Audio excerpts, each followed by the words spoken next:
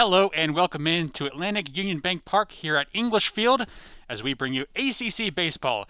It's the Boston College Eagles coming into Blacksburg to take on the 23rd ranked Virginia Tech Hokies in the second game of a three-game ACC weekend series.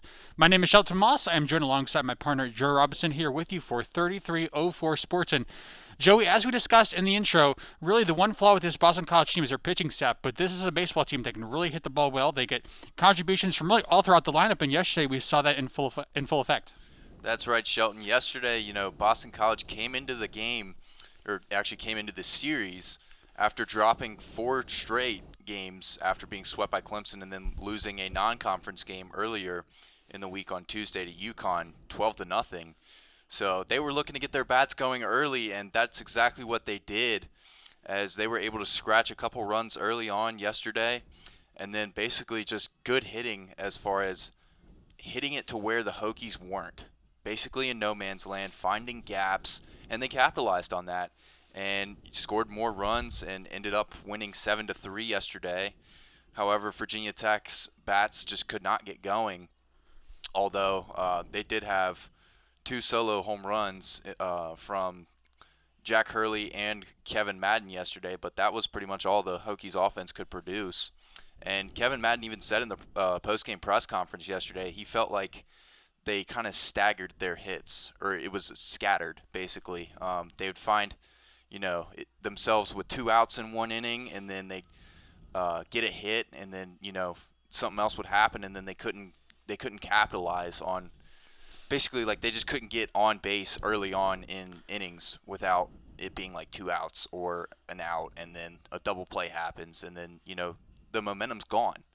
So look for them to hopefully get something going early here. And once again, for the Eagles, look for them to try and continue their hot hitting. Yeah, and you talk about the Hokies hitting, of course, 11 hits, and like you said, they scattered them. But really the sore spot for the Hokies was also their defense. I mean, they had a couple defensive miscommunications that led to some Boston College runs. Yeah, Fritz Genther, the shortstop for the Hokies, had all kinds of trouble yesterday. Virginia Tech ended up totaling 2 errors. I believe both were on Genther. There was one, it was a kind of a short pop fly right into left field. Genther ran after it, and coming in on it was Carson Jones as well, and they actually almost collided.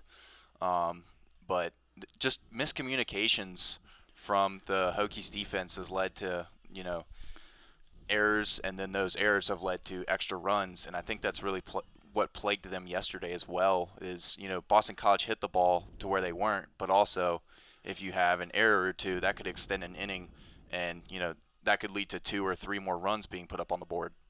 Well, the starting lineups for both teams, starting off with Boston College, Eagles coming to this contest 13-11 overall, 4-9 in the ACC, led by their head coach, Mike Gambino, in his 11th season at the helm of Eagles baseball.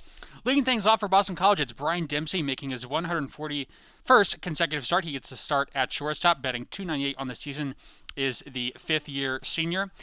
In the 2-hole, it's the center fielder Sal Frelick, the junior, hitting .379 that leads the team on the year. He has 19 RBIs and 39 hits.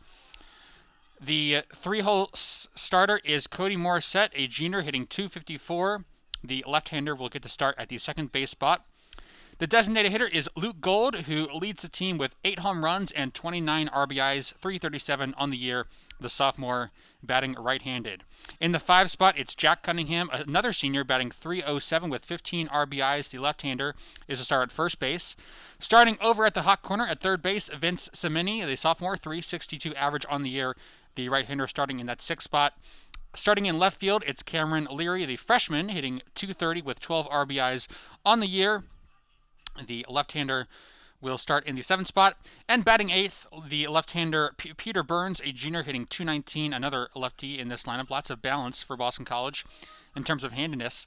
And rounding out the starting lineup, Dante Baldelli, who went 3 for 4 yesterday.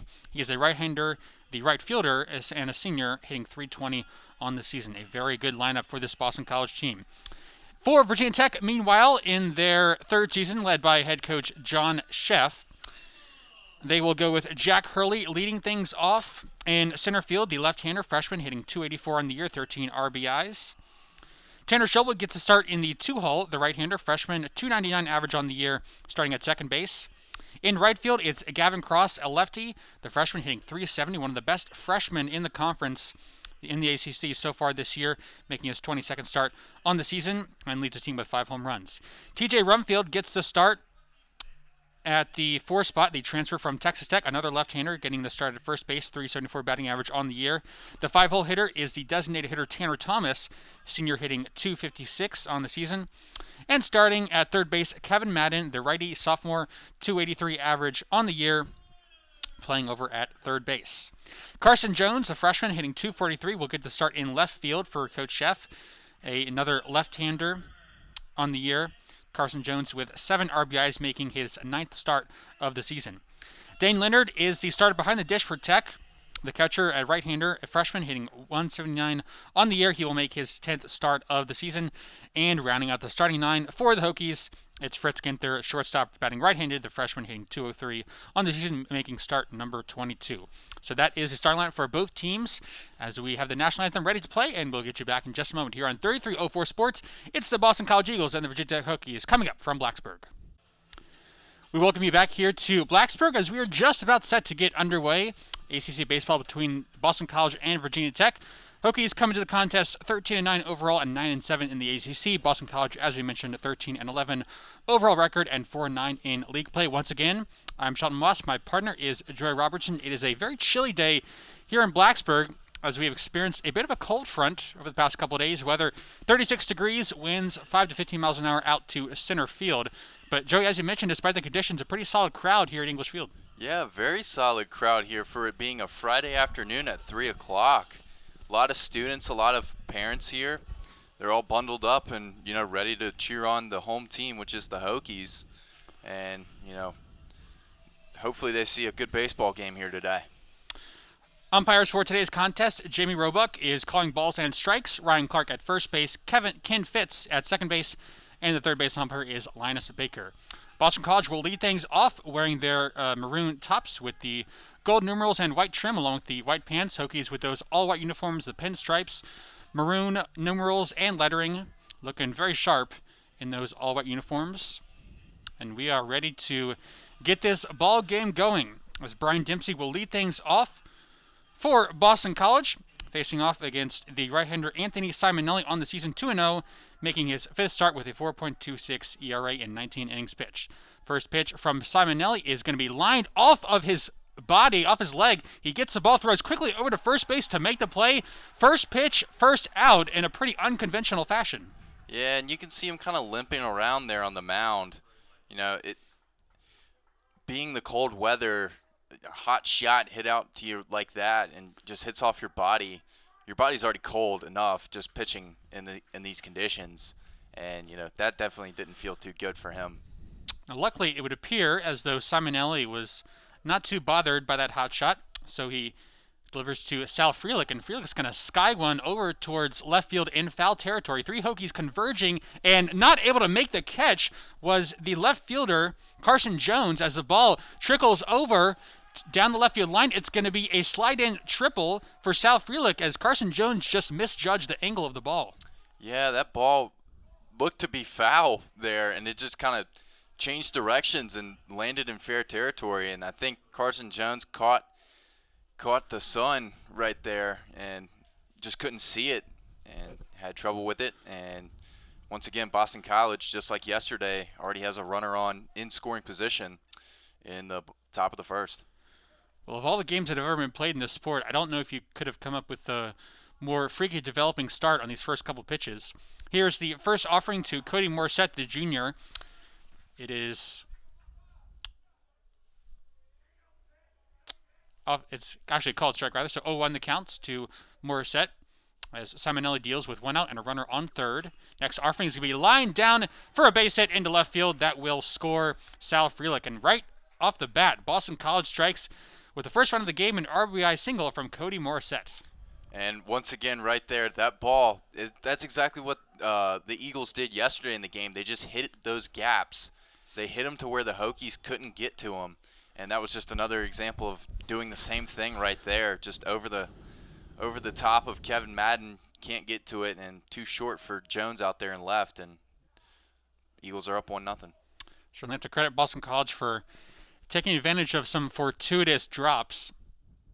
Here's the first pitch to the 4-hole hitter Luke Gold. Again, this guy's the big home run threat. 8 homers on the season. That is the most among all of Boston College's hitters. 29 RBIs on the year, comes in with a .694 slugging percentage. The right-hander steps up to the dish. First pitch was a called strike. Here's the second one. It is just high enough the plate for ball 1. And Gold absolutely tanked the ball yesterday. It was foul, but it was going to be way gone if it was fair. Big power in his bat. Ended up going 1 for 4, did Gold, with 2 RBIs in that Thursday contest. Here's a 1-1. It's at the upper portion of the zone, called strike, 1-2 the count.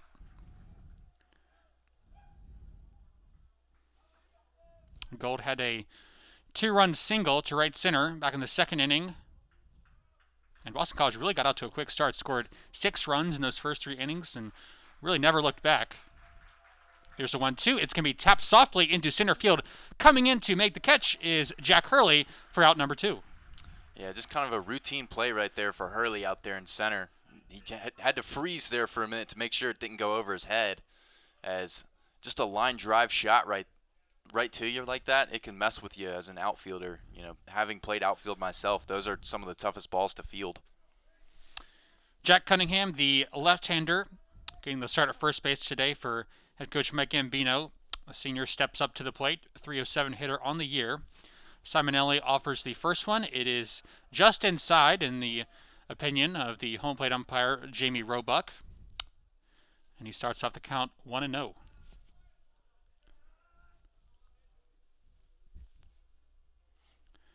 So the runner at first is Morissette, and they throw over to keep him honest. Not a bad move there from Simonelli.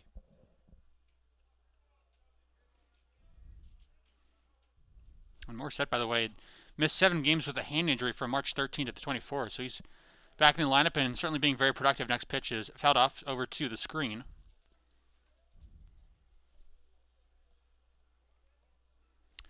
Now the guy in the batter's box, Jack Cunningham, has had a really good start to the year. He's hitting .307 overall, but he's hitting .412 in ACC play, which was the best mark in the league coming into this series. So he's really ramped up his performance in conference action. Next pitch is fouled off of his foot, and the count remains 1-2. Also, the team leader in walks is Cunningham with 13. Again, as we've mentioned, the Achilles heel of this Boston College team is their pitching staff. They can really hit the baseball well, but due to the lack of quality pitching depth, they've only amassed a 13-11 mark on the season, though they did start the season off on a very strong note. Crowd making some noise, clapping their hands, trying to get Anthony Simonelli and his team back into the dugout. Here's the 1-2 with 2 outs and a runner at first to Cunningham. He delivers and is tapped foul down the right field side. Yeah, Simonelli was shaking off the freshman catcher, Dane Leonard, multiple times, actually, very emphatically. And, you know, he wanted his pitch, and he threw it as they finally agreed on something. And once again, Cunningham just does his job and fouls it off. Now he throws back over to first base, and sliding in quickly was Morissette, so he's really on his toes, as the Hokies want to let him know that they are aware of his presence over there at first base. Here's the 1-2. It is just high. You thought that was one to get them back in the dugout, but evidently not. Yeah, and over there at first base, Morissette he got a extended secondary, and everyone thought he was going to go, but Simonelli's got a pretty sneaky pickoff move. There it is again. I mean, he does throw over. He's almost just standing upright completely when he throws over. He just turns around so quick, and that could easily catch you sleeping if you're a runner. And again, they throw over. Simonelli, pretty lanky guy, 6'2", 200 pounds, out of Winchester, Virginia, and Millbrook High School. Went to St. John's River Community College before coming to Virginia Tech. Obviously, this is a Tech roster that's loaded with transfers. Here's the 1-2. It is tapped on the ground. Coming over to field it is Rumfeld. He flips back over to Simonelli, who steps on the bag for out number 3. So the Hokies get out of the inning, but not before Boston College strikes for 1 run on the RBI single by Cody Morissette. We go to the bottom of the first. Eagles lead 1-0 here in Blacksburg on 3304 Sports. Jackson Hurley will lead things off for Virginia Tech as we reach the bottom half of the first inning here in Blacksburg.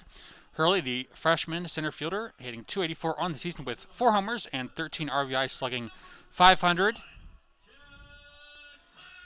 And Hurley's had a great series, or start to the series, as he hit a solo shot yesterday. And he was 2 for 4 on the day with an RBI, as you mentioned, that solo home run to add in a walk along with it. First pitch misses, ball 1. Facing off against Emmett Sheehan. We'll get a stats in just a moment as Hurley smacks one foul over towards the terraces behind the Hokies dugout. So Emmett Sheehan on the season, the starter for Boston College, 5.08 ERA, 3-2 record. He is making his 7th start. He's pitched 33 2/3 innings. As next offering is a high strike called, holding opponents to a .232 batting average against.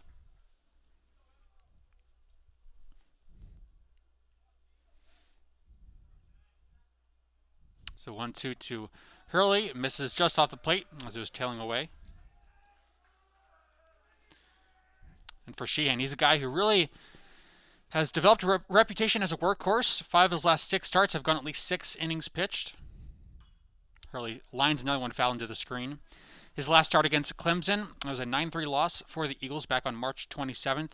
Got the no decision, 6 2/3 innings pitched, 3 earned runs, 7 hits, 7 strikeouts, and 1 walk. So kind of did a good job of scattering the hits, but his team unfortunately was not able to come up with a win.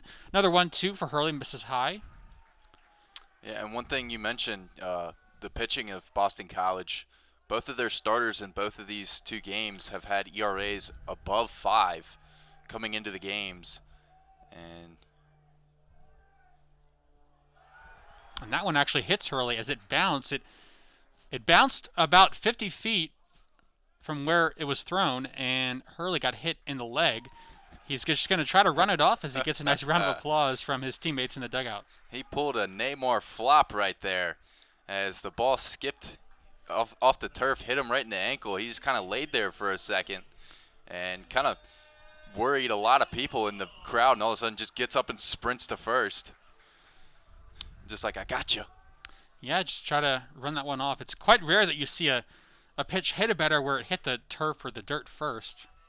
Quite a rare occurrence there. But in any case, that'll bring up Tanner Shobel, freshman, hitting just south of 200, or 300 rather, a .299 batting average, making his 23rd start of the season as they throw back over to first, and Hurley slides back well in time.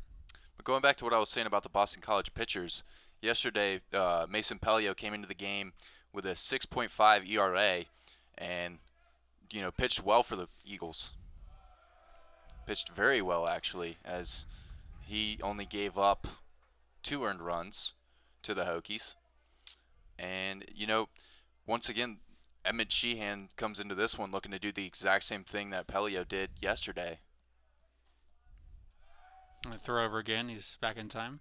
However, Pelio did have a pretty good arsenal with a 96-mile-per-hour fastball, an 82-mile-per-hour changeup, and a 75-mile-per-hour breaking ball. Now, as a hitter, that's going to mess you up.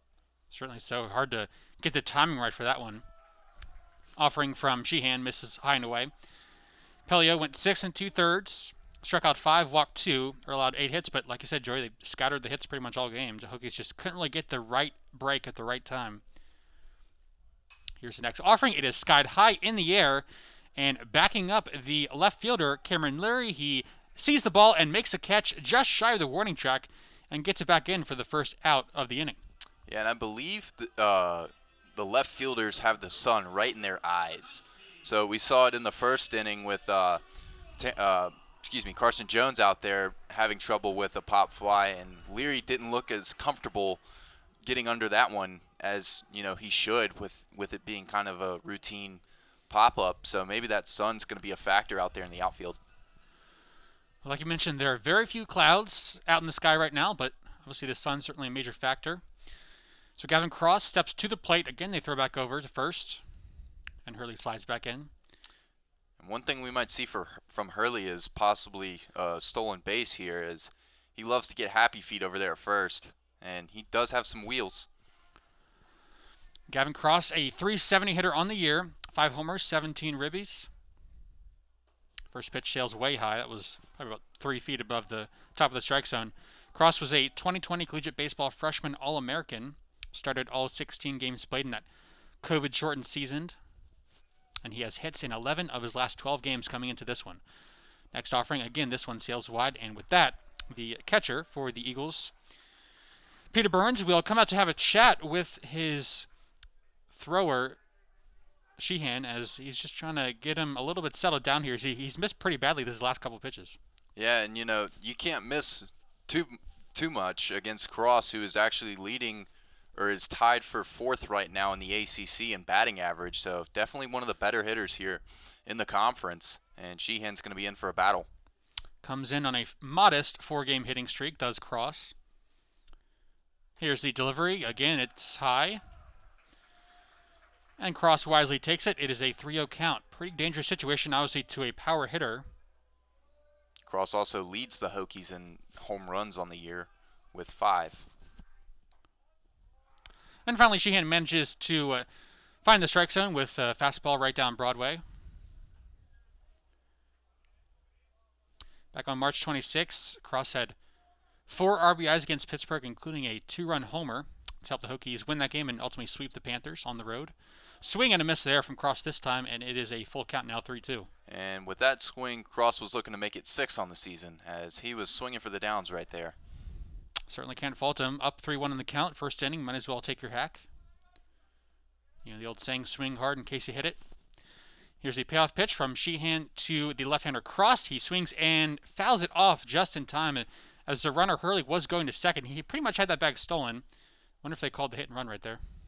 Yeah, I believe that was the call put on by Kurt Elbin, the hitting coach for the Hokies, and Cross just couldn't make solid contact and put it in play as he was able to foul it off and remain alive in this at-bat.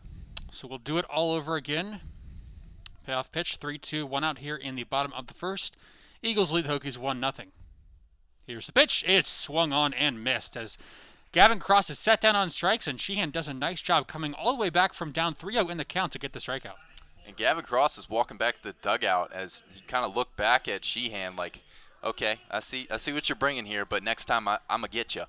And that's actually the right mentality to have as a batter when you strike out on a good quality at-bat. You run at least 6 or 7 pitches deep in the at-bat, and you just kind of look back at the pitcher like, all right, I got you next time. So that'll bring up TJ Rumfield, .374 hitter on the year, a transfer from Texas Tech. As they throw over again, starting at first base for Tech. Really, you'd say the most impactful newcomer for Virginia Tech this season. Really has just provided so much offense, and especially in terms of his power numbers, hitting in that cleanup spot. Yeah, Rumfield's standing at 6'5". He looks like a pretty intimidating force standing in that left-handed batter's box. And, some pitchers, they're afraid of the tall guys, and normally the tall guys are the ones with power. First pitch was a called strike. Here's the 0-1. It's lofted into shallow right center field. It is caught on a diving play, it would appear, by the center fielder, Sal Frelick. An incredible catch as he robs TJ Rumfield of a hit and possibly the Hokies of a run. A spectacular play by Frelick to end this first inning. Boston College will go into the top of the second with a 1-0 lead over the Hokies. Back in just a moment here on 3304 Sports. Vincent Minnie will lead things off for Boston College as we reach the top of the second here at English Field at Atlantic Union Bank Park. 6-7-8 go the Eagles in this top of the second with a 1-0 lead over Virginia Tech, as we just saw a spectacular defensive play in the outfield. Sal Frelick coming in to make a sliding catch to rob TJ Rumfield of a base hit, potentially double and certainly run for the Hokies, as the first pitch from Simonelli is a strike called. So Simonelli back out onto the mound for Tech as he misses off the plate this time, 1-1 to count. And in the break, we were talking about outfielders reading balls hit to them and getting that good first jump is the 1-1 is sails wide over to the backstop. But Joey, obviously you played outfield in your playing career, and really, I mean, as an outfielder at this college level, what's the key to getting that good first step? I'll wait till this next pitch. Swing and a miss there from the hitter Semeni. Yeah, the key is to read the ball off the bat. As an outfielder, you want to figure out where that ball's going to go. Is it over my head? Is it short? Is it, to the side? And, that's the tough part as far as being able to read the ball is because, the ball comes off the bat so fast that it can be troublesome sometimes to get a read. And that's why, 1 second. Here's a 3-2 fouled off. You kind of see Hurley out there when a ball's hit, he kind of hesitates to make sure, all right, am I in the right spot? And, most of the times he makes the play. But basically, first step back also, Swing and a miss there from Semeni, and Simonelli gets a strikeout swinging. Yeah, but going back to what I was saying, you just want to make sure that, your first step is in the right direction. As far as, all right, if it's short, I'm in first step. Or if it's over my head, it's drop step. That's pretty much it. Certainly it would seem that first step is so critical to making the catch, as we saw from Frelick there in the last half inning. Big cut and a miss there from Cameron Leary, the 7-hole hitter, as he was trying to make it a 2-0 game, but came up empty. Yeah, Leary hitting .230 on the year. Had a base hit yesterday here for the Eagles. And he sees this one in as it tails down and in. Ball 1. Also made a couple plays out there in left field yesterday, robbing some Hokies of some hits.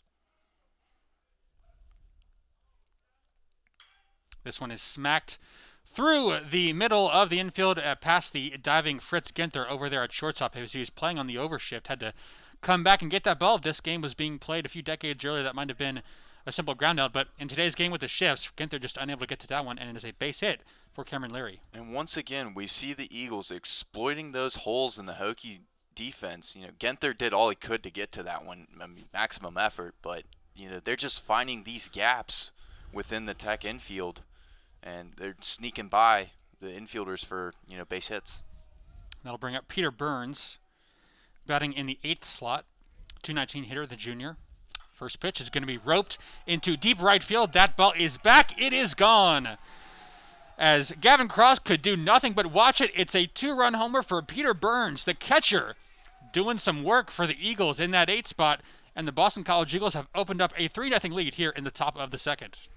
Yeah, and that ball was absolutely crushed off the bat. I'm sitting here up in the booth, and as soon as that came off, I looked at you and gave the home run signal with my hand. Like, that's out of there. And, it flew over the fence. For Peter Burns, it'll be homer number 3 on the season and RBIs number 10 and 11, as Boston College has really opened this one open. Of course, a long way to go in this one, but they are bringing the bats again in the second game of the series. It's a bunt attempt on the first pitch from Simonelli to Dante Baldelli, batting in that 9 spot, 320 hitter on the year. Kind of a rare that you'd see a 320 hitter bunt on the first pitch. Maybe he's just trying to catch the defense off guard.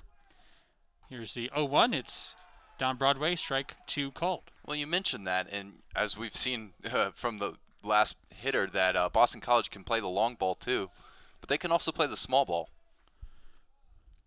They're very similar to Virginia Tech as far as the team archetype. They're kind of a hybrid.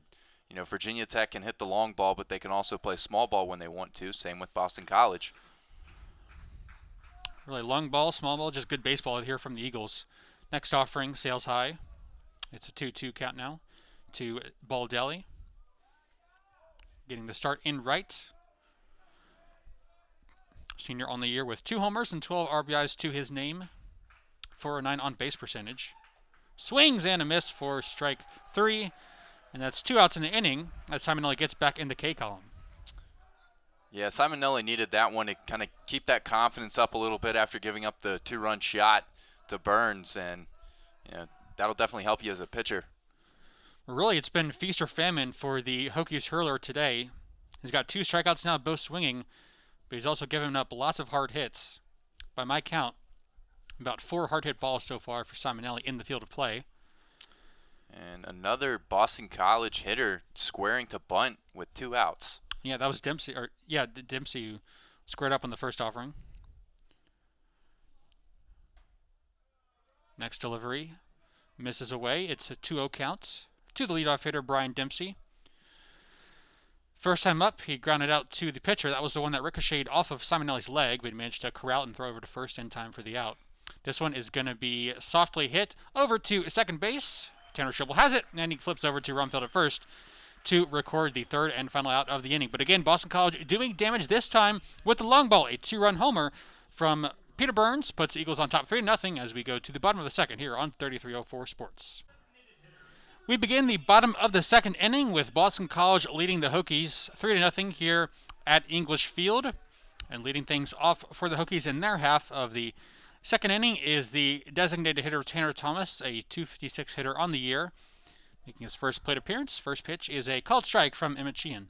And in batting practice today, Tanner Thomas was finding every single gap he could out there in the outfield. He looked really good, just trying to find different ways for hits. The 0-1 misses, evens the count. Thomas, a transfer from Tallahassee Community College out of Fleming Island High School in Jacksonville, Florida, making his 11th start.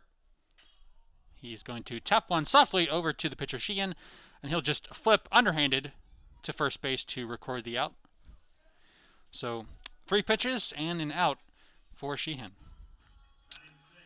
That's exactly how you wanted to start the inning for Boston College right there.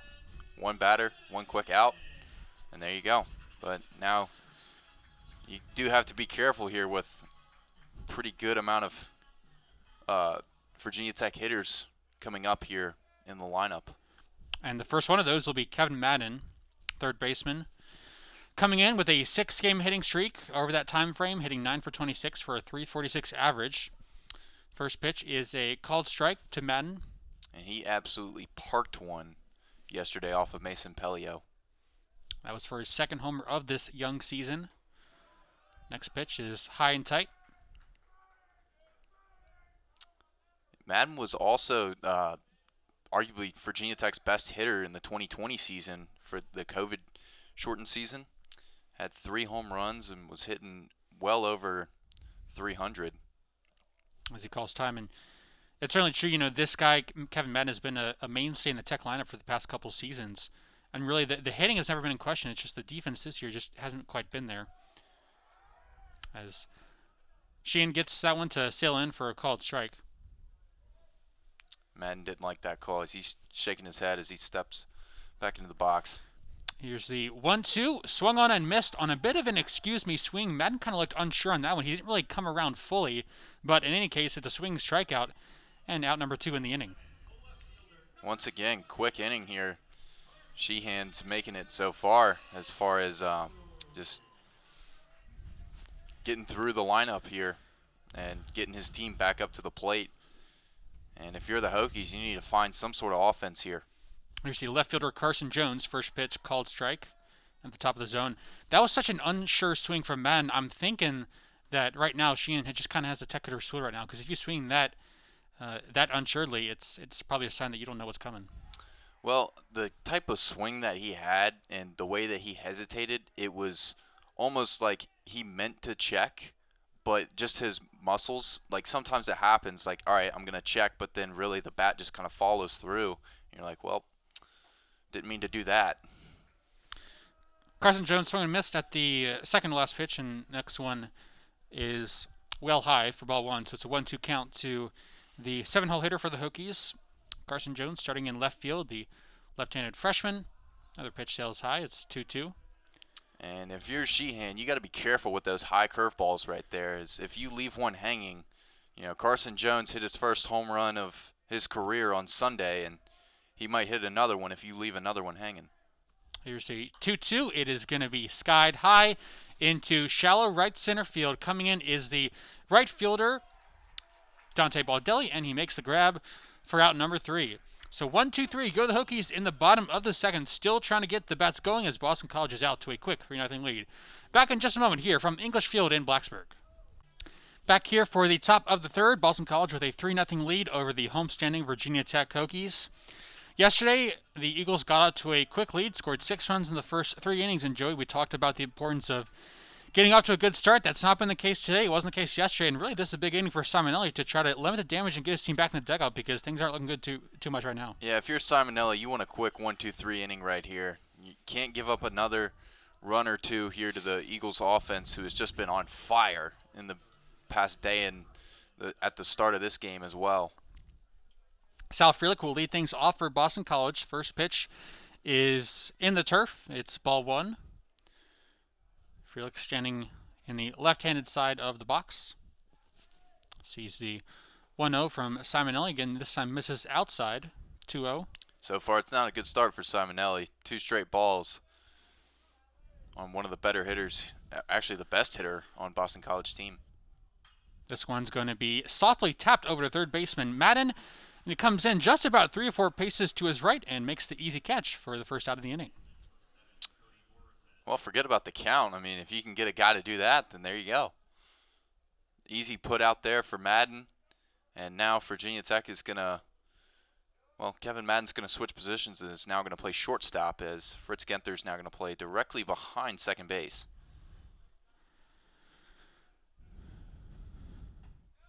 First pitch is a called strike to Cody Morissette. Again, had the RBI single back in the first inning after that very fortuitous triple hit by Frelick. Carson Jones misjudged the ball in that first inning, and Frelick was able to slide in with a triple. Next pitch again, another called strike, so Simonelli getting ahead 0-2, which is really certainly what you wanted to see if you're Coach Sheff and Hokies coaching staff. 0-2 to Morissette. He kicks and delivers, and it's bounced in the turf. Ball 1. Not a bad pitch right there. 82-mile-per-hour curveball just got away from Simonelli right there and spiked it. Here's the 1-2. It's a called strike 3. That'll be the first called strikeout on the day for Simonelli, and overall, that's going to be his 3rd K. And what an emphatic strikeout call from Jamie Roebuck, the home plate umpire. I mean, he cash registered him. You know, threw the hand up and then punched out. Much to the jeers of the fans here in English Field, the dugout degenerates, as some people call them. I believe that's what they call themselves. Yeah, I just heard that. I just use his name. I say what other people say. First pitch to Luke Gold misses off the plate. And the next one bounces in the turf, about a 57-footer there. So falling behind the best power hitter in the Eagles lineup, Luke Gold. DH 0 for 1 today. And this time he gets it in there, strike 1 called. That ball was actually low, and that was a good frame by Dane Leonard, bringing it up from the bottom of the zone. And Roebuck gave him the benefit of the call. We should have mentioned that earlier, as the next pitch is high and away. Dane Leonard getting the start at catcher in the place of the injured Cade Hunter, who hurt his hand a couple days back. This one is tapped on the ground. Fritz Genther bobbles the ball, gets it, and he throws a one-hopper over to Rumfield, and it was off the bag. So Rumfield had to come over and catch that ball to get it from going into the Boston College dugout. Not sure if that'll be a hit or an error. I would think that's a fairly routine play that you really need to make if you're Genther there. So assuming they call that an E6. In any case, Boston College has another runner aboard. Yeah, that's going to be an error all day long. That was a routine ground ball, and it was not hard hit at all. You know, Genther just caught it on a bad hop, and that's his 3rd error in 2 days. Yeah, obviously he had one yesterday, and looking at the stats on the season for Genther, as we're bringing up, so that'll be his 7th error of the year. And, obviously as a shortstop, you're going to have more errors just because the position is harder to play. But really, Genther, we've seen him kind of struggle all season long. I know he's a young player, but those are the plays that you just kind of have to have. You do have to have that, and now, like we said in the preview, one error could lead to an extended inning, which could lead to, a 2-run shot instead of either a solo shot or, no runs at all given up. They're just extending innings on needless plays. And, that's what's killing the Hokies here in the past couple days. It's just the errors and the extended innings. And then, of course, Boston College's great hitting. So Jack Cunningham steps up to the dish. Hitting .303 on the year. Runner at first is Gold. Again, Hokies shifted over to the right side of the infield. Swing and a miss on the first offering to Cunningham.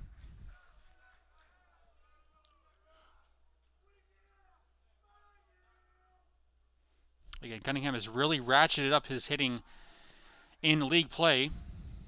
ACC best .412 batting average coming into the contest. Next offering sails wide. And Leonard out there to block it. Pretty athletic play right there. This is a really balanced Boston College lineup. They've got 5 left-handed hitters and 4 righties. So really you can't do much with the matchups in terms of handedness. Another ball this time from Simonelli. And again, we see the consequences of the error, because Simonelli has to pitch to another very good hitter, and it's going to make him work a bit more. Instead, you could have had Jack Cunningham leading off the next inning, but as it is, you got to go at him with 2 outs and a runner at first. And that type of fatigue builds up over the course of a start. This one fouled off the plate. Yeah, it does build up throughout the game, and that can be exhausting as a pitcher. If you're pitching your heart out and you get a weak ground ball to the shortstop and he can't make the play on what was supposed to be routine to get you out of the inning, and then you give up another 2-run homer or something, then the pitcher's probably going to be pretty ticked off. I know I would be. Yeah. Did you pitch in your playing career? I actually did. I was a relief pitcher coming out of the bullpen, and that had happened plenty of times. But, I just kind of cheered my teammates on with it. Swing and a miss on the 3-2 pitch from Simonelli to Jack Cunningham, and he gets out of the inning, avoiding any damage from the error from Ginther. So Hokies will get out of the inning with no runs allowed for the first time all game as they go into the bottom of the third, trailing 3-0. Dane Leonard will lead things off as we go bottom third here from English Field in Blacksburg. Again, I'm Shelton Moss, joined alongside my partner in crime, Joey Robertson, here for 3304 Sports. Boston College leading Virginia Tech 3-0 as we start the bottom of the third. And Leonard in a moment should be up to the dish, looking for his first plate appearance of the contest. Yeah, and Leonard for the past 2 series for Virginia Tech, ever since they played down at Clemson, has been the starting catcher role after Cade Hunter broke a hamate bone in his hand during batting practice, just kind of walked over to the dugout and was just like, this hurts. First one is smacked foul and high over our heads above the top of the press box here at Atlantic Union Bank Park. And Leonard comes in doing pretty well over his last couple games, 3 for 6 overall with 2 walks. He's recorded a base on balls in each of his last 6 games, so he's certainly beefing up that on-base percentage, which is now .425 on the season. Had a ground rule double late in the game yesterday, almost in a pretty tight spot with 2 outs in the bottom of the 8th to try and start a Hokies rally. But he was left stranded. Next pitch misses just off the plate, so it's a 2-1 count to Leonard. And a guy, obviously, that's starting in place of the injured Cade Hunter. And it's such a luxury for Coach Sheff when you have a guy who can come in at that catcher spot, which is certainly very difficult to play, as he lines this one foul into the Hokies dugout. I mean, we've seen throughout the course of the season, a lot of times at the college level, the backup catchers, usually aren't that good. It's a struggle not only defensively but offensively as well at a position that's so hard to hit. But Dane Leonard has come in and, all things considered, done a pretty good job at that catcher spot. And it looked like that foul ball right there hit TJ Rumfield in the head, but I don't think it got him. A strike 3 called to Dane Leonard as he thought that one was off the plate, but he got rung up by home plate umpire Jimmy Roebuck, and he is set down on strikes for the first out of the inning. Rumfield looks to be okay down there in the dugout, but you saw some hands go up on their heads when that ball came in, like, oh no, one of our best hitters just got plunked in the head in the dugout. But no, Rumfield's fine. Here's Ginther, the shortstop, his first at-bat of the day. They always say to the fans, the PA announcer does, before the game, that you always have to pay attention, and obviously that's true, but the players in the dugouts have to pay even more attention because they're the ones that are actually liable to get hit by a ball if it comes their way because there's no netting protecting them. Ginther smacks this one foul down the third base side. And really, I've seen over the years at MLB games some instances of fans getting hit by balls, and It's part of the reason that they've some parks have extended the netting. I know Nationals Park did last year. I believe all ballparks have the extended netting now. Well, that's certainly a good thing, I think. This one fought off. It's 0-2 count to Fritz Ginther, the 9-hole hitter for the Hokies. But with that said, I don't know if I've seen too many instances of a player getting hit hard by a foul ball such that it injured him.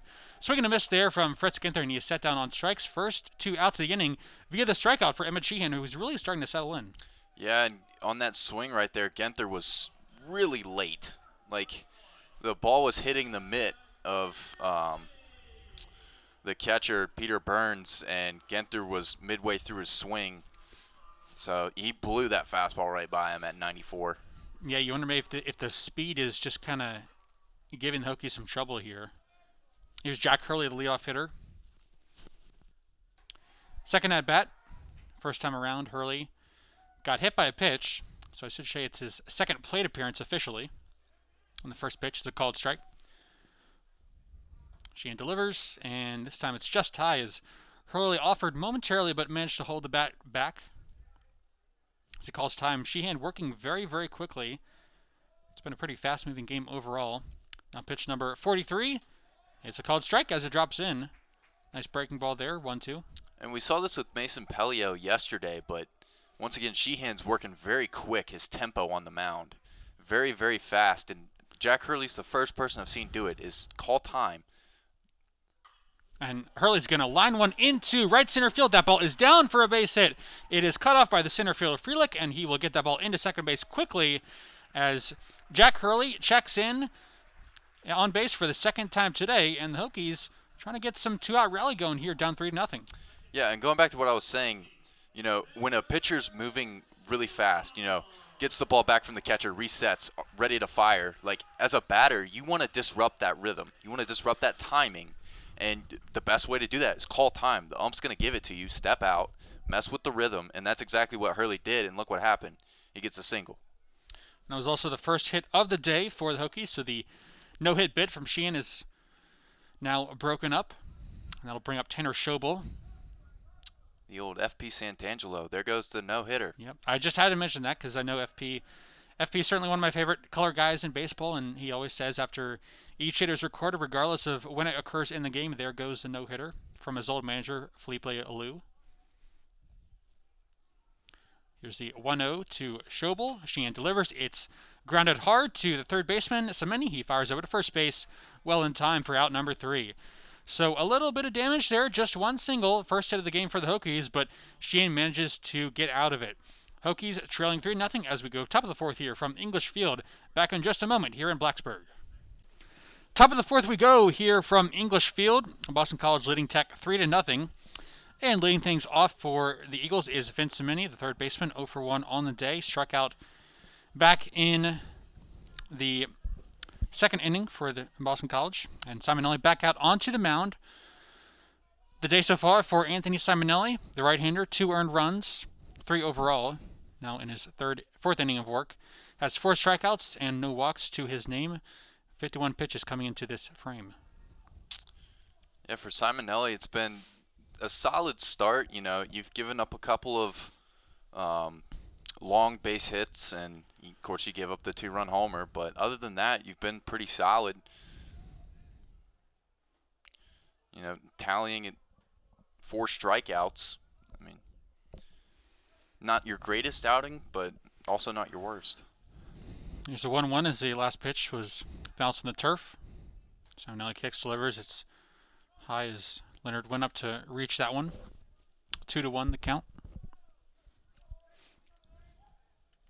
And really, I'd say if Simonelli can get out of this with just 3 innings, as there's a called strike, if he can make a good start out of this, maybe get 6 or 7 innings of good work and get out of it with just 3 runs, I think you certainly can't blame him. You'd have to blame the offense if the Hokies can't find a way to win this game.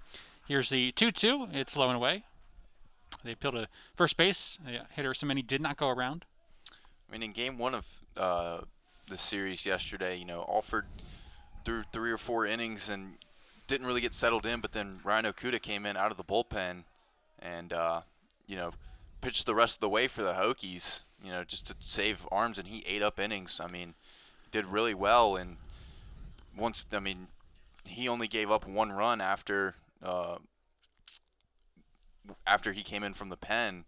And just like you were saying, yesterday it was on the offense, and today it seems like that could be the case as well.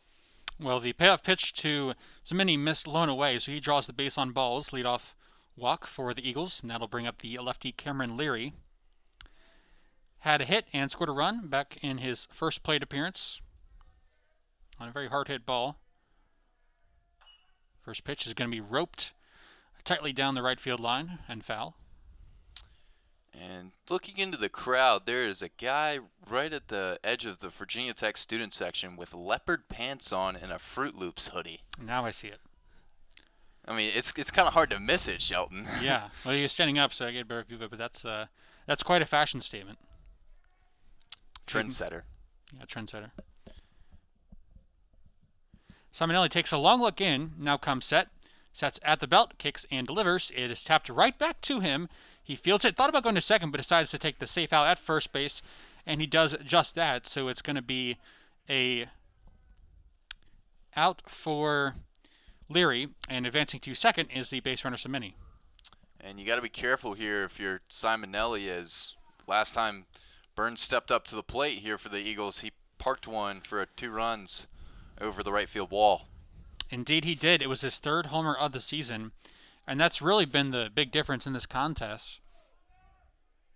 So Hokie is certainly well aware of his ability to do damage at the dish. Simonelli looks back over at Zemini at second base, and the first one is high and away.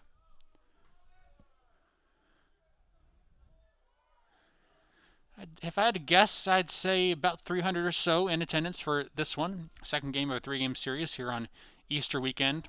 Scheduled Thursday, Friday, Saturday instead of the usual Friday, Saturday, Sunday because of Easter. So we'll get the games done before that holiday. Here's the 1-0. It's going to be smacked into right field and in for a base hit. They will hold the runner Zemini just at the last second, as quickly getting the ball in was Gavin Cross.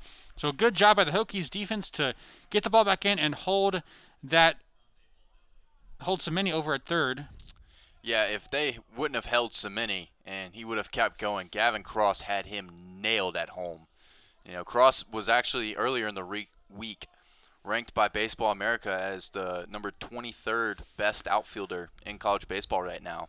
And, he put that on display right there with a cannon of an arm. Rumfield cut it off, but if he hadn't, it was a dime right to Leonard. So with that, it's a corner situation with 1 out. Simonelli pitching to Baldelli. First one's blocked by Leonard. It's 1-0. That's the second time that Baldelli squared around on the first pitch of his at-bat. The first time he squared around, there was no one on. And now he's got runners on first and third with, some moves to make. Coming in is Rumfield to field the bunt. Instead, Baldelli decides not to bunt, brings it back, and it's a called strike. Rumfield's running in as close as he can to that batter pretty much. If he runs in a couple more steps, he might be hugging Baldelli there. Yeah, he could probably tag him out without having to move at that rate. So it's a 1-1 count. Could catch the bunt on the fly. Simonelli will step off the mound to allow the catcher Leonard to give the signs for his defense. So again, Zemini at third base. And Burns at first. 1 out here. Top of the 4th. Eagles lead 3-0. There seems to be some miscommunication between the Virginia Tech dugout and the catcher Dane Leonard, as Leonard's kind of given like these, I don't know what you're giving me signs. Some miscommunication there. Here's the 1-1 to Baldelli. He thought about swinging for a second, but he decided to take it, and it's off the plate. It's ball 2. Again, Leonard comes out to give the signs, and Joe, you mentioned this, but maybe just a byproduct of having a younger, less experienced catcher there, just having trouble relaying what he wants to give to the defense. Yeah, a little bit. However, I don't know why he was using the hand signals, because he actually has a mic planted on the back of his catcher's gear. Here's a 2-1, a big cut and a miss for Baldelli. If you look at the back of his chest protector, he's got a little box right there, and it has a mic with an earpiece attached to it that apparently now is you can do that in college baseball. We've seen it with Cade Hunter in the past, and UNC's catcher Thomas Frick, but they now have mic boxes. The 2-2 is off the plate as it was tailing low. Make it a full count to the 9-hole hitter Dante Baldelli, who struck out swinging in the second inning in his only plate appearance thus far. Big pitch here for Simonelli coming up. Certainly so. You're one pitch from loading the bases, but also one pitch from potentially being one out from getting out of this gem. Here's the payoff pitch. It's tapped to the third baseman Madden. He jumps high to make the catch. They go to second for one. The relay first, not in time. So that will score a run as Samini comes in to score. Hokies get just one out on the play. Safe at first is Baldelli. It's a 4-0 ball game. So that'll go down as a fielder's choice as Baldelli reaches and give him an RBI on the season for Baldelli, now RBI number 13. I believe Coach Sheff is going to come out here and ask for a review as Simonelli was talking with Rumfield after the call was made, like, hey, do you think you had him? And Rumfield just kind of gave him the out sign, like, yeah, I got him. And Simonelli then motioned over to the Hokies dugout, and here out came Coach Sheff to talk with Jamie Roebuck, and they are going to get a review. So they will put on the headsets, and this is a pretty consequential call. I mean, 3-0 ball game, potentially 4-0 here in the fourth inning. By my eye, I mean, obviously I'm up here in the press box. I thought he was safe, but again, I could be wrong. And you always say we see this at the professional level all the time. Usually, if the fielder knows that the umpire got the call wrong, you can usually kind of tell based on their reaction. In that particular case, I think Rumfield said, "Yeah, I think we got this guy out." Yeah, I mean, it was very bang play over there, and it's kind of hard to see with the angle that we're at from the press box, but they're showing the replay now on the scoreboard. And I'm sitting way too far away from the scoreboard to really kind of tell that this is a better look. Trying to see in slow motion, did he get him out? I think he's safe. Yeah, I believe he's safe too. Yeah, I think he beat him by a footstep. Obviously, the call was safe, so you have to have indisputable evidence to overturn it, just like any other sport. But in that particular case, I honestly don't think there was really, much to debate. I think he was pretty clearly safe. Got that foot on the bag before the throw was made. But, it's amazing how trends in different sports have, switched over to other sports. The wristbands in football that a quarterback would wear with all the plays. A couple years ago, that wasn't even heard of in baseball. Now every single person on the field's wearing them. Same with the mic boxes. I mean, they probably got the idea from some other sport, and now they've hooked it on the back of the catcher's gear, and now they can talk with the pitching coach directly instead of, having to relay hand signals and then those being stolen by the Astros or, something right. like that. It's really amazing, and especially with instant replay as well. Instant replay was first brought to football, and then onto basketball, and then now onto baseball. It certainly seems like baseball has had the toughest time adapting to replay just in terms of the sort of resistance to it. It's not a sport that really lends itself to change very much. As we do have the call back in, the runner, it would appear, is safe, Baldelli at first, so the run is good, it's scored, and it's 4-0 Boston College. So with that, we get over to the leadoff hitter, Dempsey, who's 0 for 2 on the day. And Boston College still threatening a score here. 2 outs. Runner at first is Baldelli. Dempsey at the dish. Here's the first pitch from Simonelli. It misses high. They throw over to first to try to get him napping, and he was back safe in time, was Baldelli. That was an absolute rocket of a throw from Dane Leonard on the back pick right there.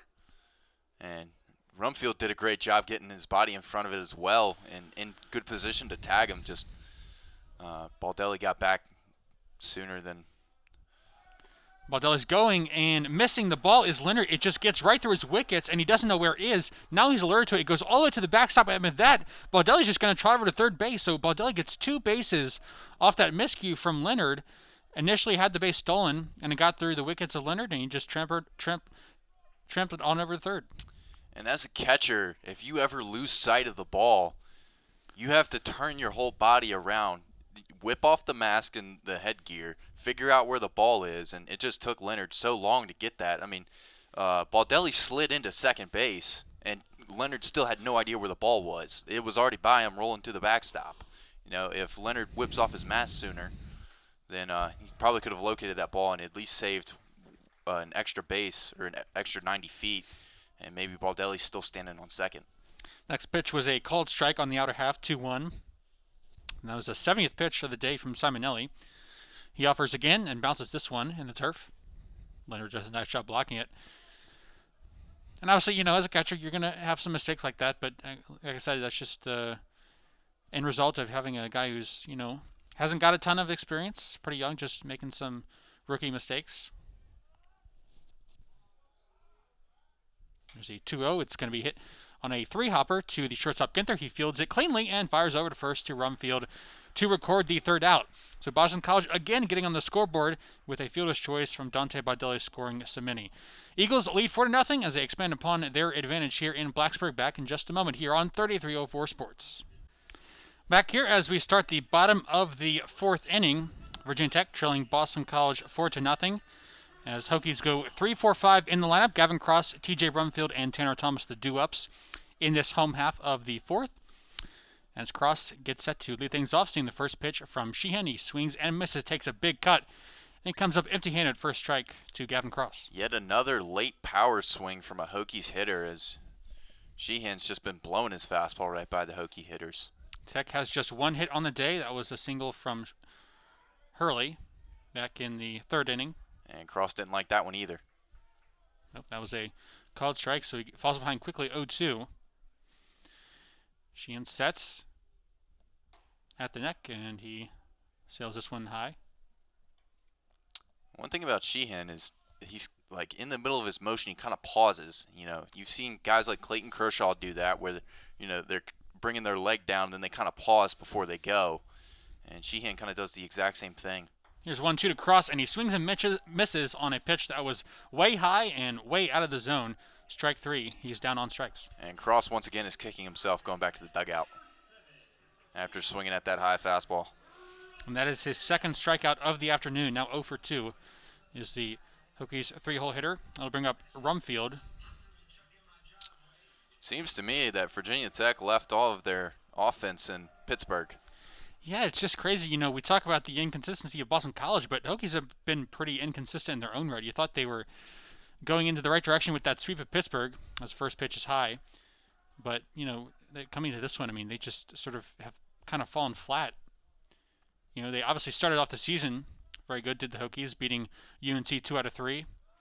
But since then, it's just been kind of a downturn. It, kind of felt like the sweep against Pitt was sort of the the end of that slide, and they're sort of building towards something new. But now it feels like they kind of regressed to where they were before.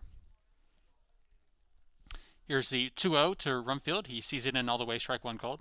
And the third baseman for Boston College is playing way over in the shortstop position. If I'm Rumfield, I'm bunting one right down the third baseline. You might have a double.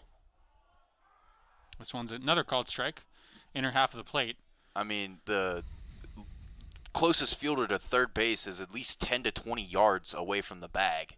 If you just line a base or a bunt right down the third baseline, even though Rumfield is 6'5" and not the fastest on the team, he's going to beat that out. It's breaking ball at 78 miles an hour. Bounces in. Now it's a 3-2 count. Payoff pitch from Sheehan to Rumfield. He delivers, and Rumfield smacks it off, living to fight another pitch into the netting above the Hokies' dugout. Or just a hitter's mentality. If you see that gap, you just kind of get giddy. You get excited. You want to try and hit something the opposite field. And I think that's what Rumfield's doing as far as a late swing. And this time he swings and misses on another pitch. That was some high heat from Sheehan. And now Sheehan with 2 consecutive strikeouts to start this inning. He's really getting into a groove. At 94 miles per hour, that was the same exact pitch that he got Gavin Cross to swing out of his cleats on. And he's definitely got his stuff working today. Tanner Thomas is the hitter now on the day 0-1. Joey, I'm curious, what was the fastest pitch you ever saw in high school? Oh, man. The fastest pitcher we ever saw, or that I ever faced, was actually a Virginia Tech commit for the 2022 season in Tyler Dean of William Byrd High School. He was chucking 92 at the time, as a sophomore in high school, and I believe he is now up to around 96, 98 for his fastball. And let me tell you what, he threw one inside on me, and I was scared. Yeah, I can only imagine. Thomas fouled the last pitch off, 1-1 the count. As Sheehan sets and delivers off the plate, 2-1 now. I got to figure, though, it's so tough because as a college hitter, you're not really used to, seeing, this kind of heat usually, and especially when the guys can mix speeds, that's got to make it really tough on you. 2-1 sails high.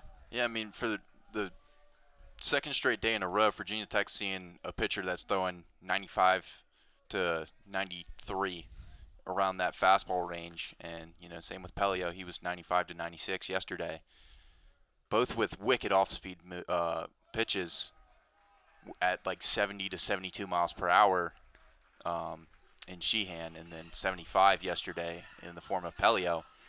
And as a hitter, the difference in the speed of pitches is going to mess with you a ton.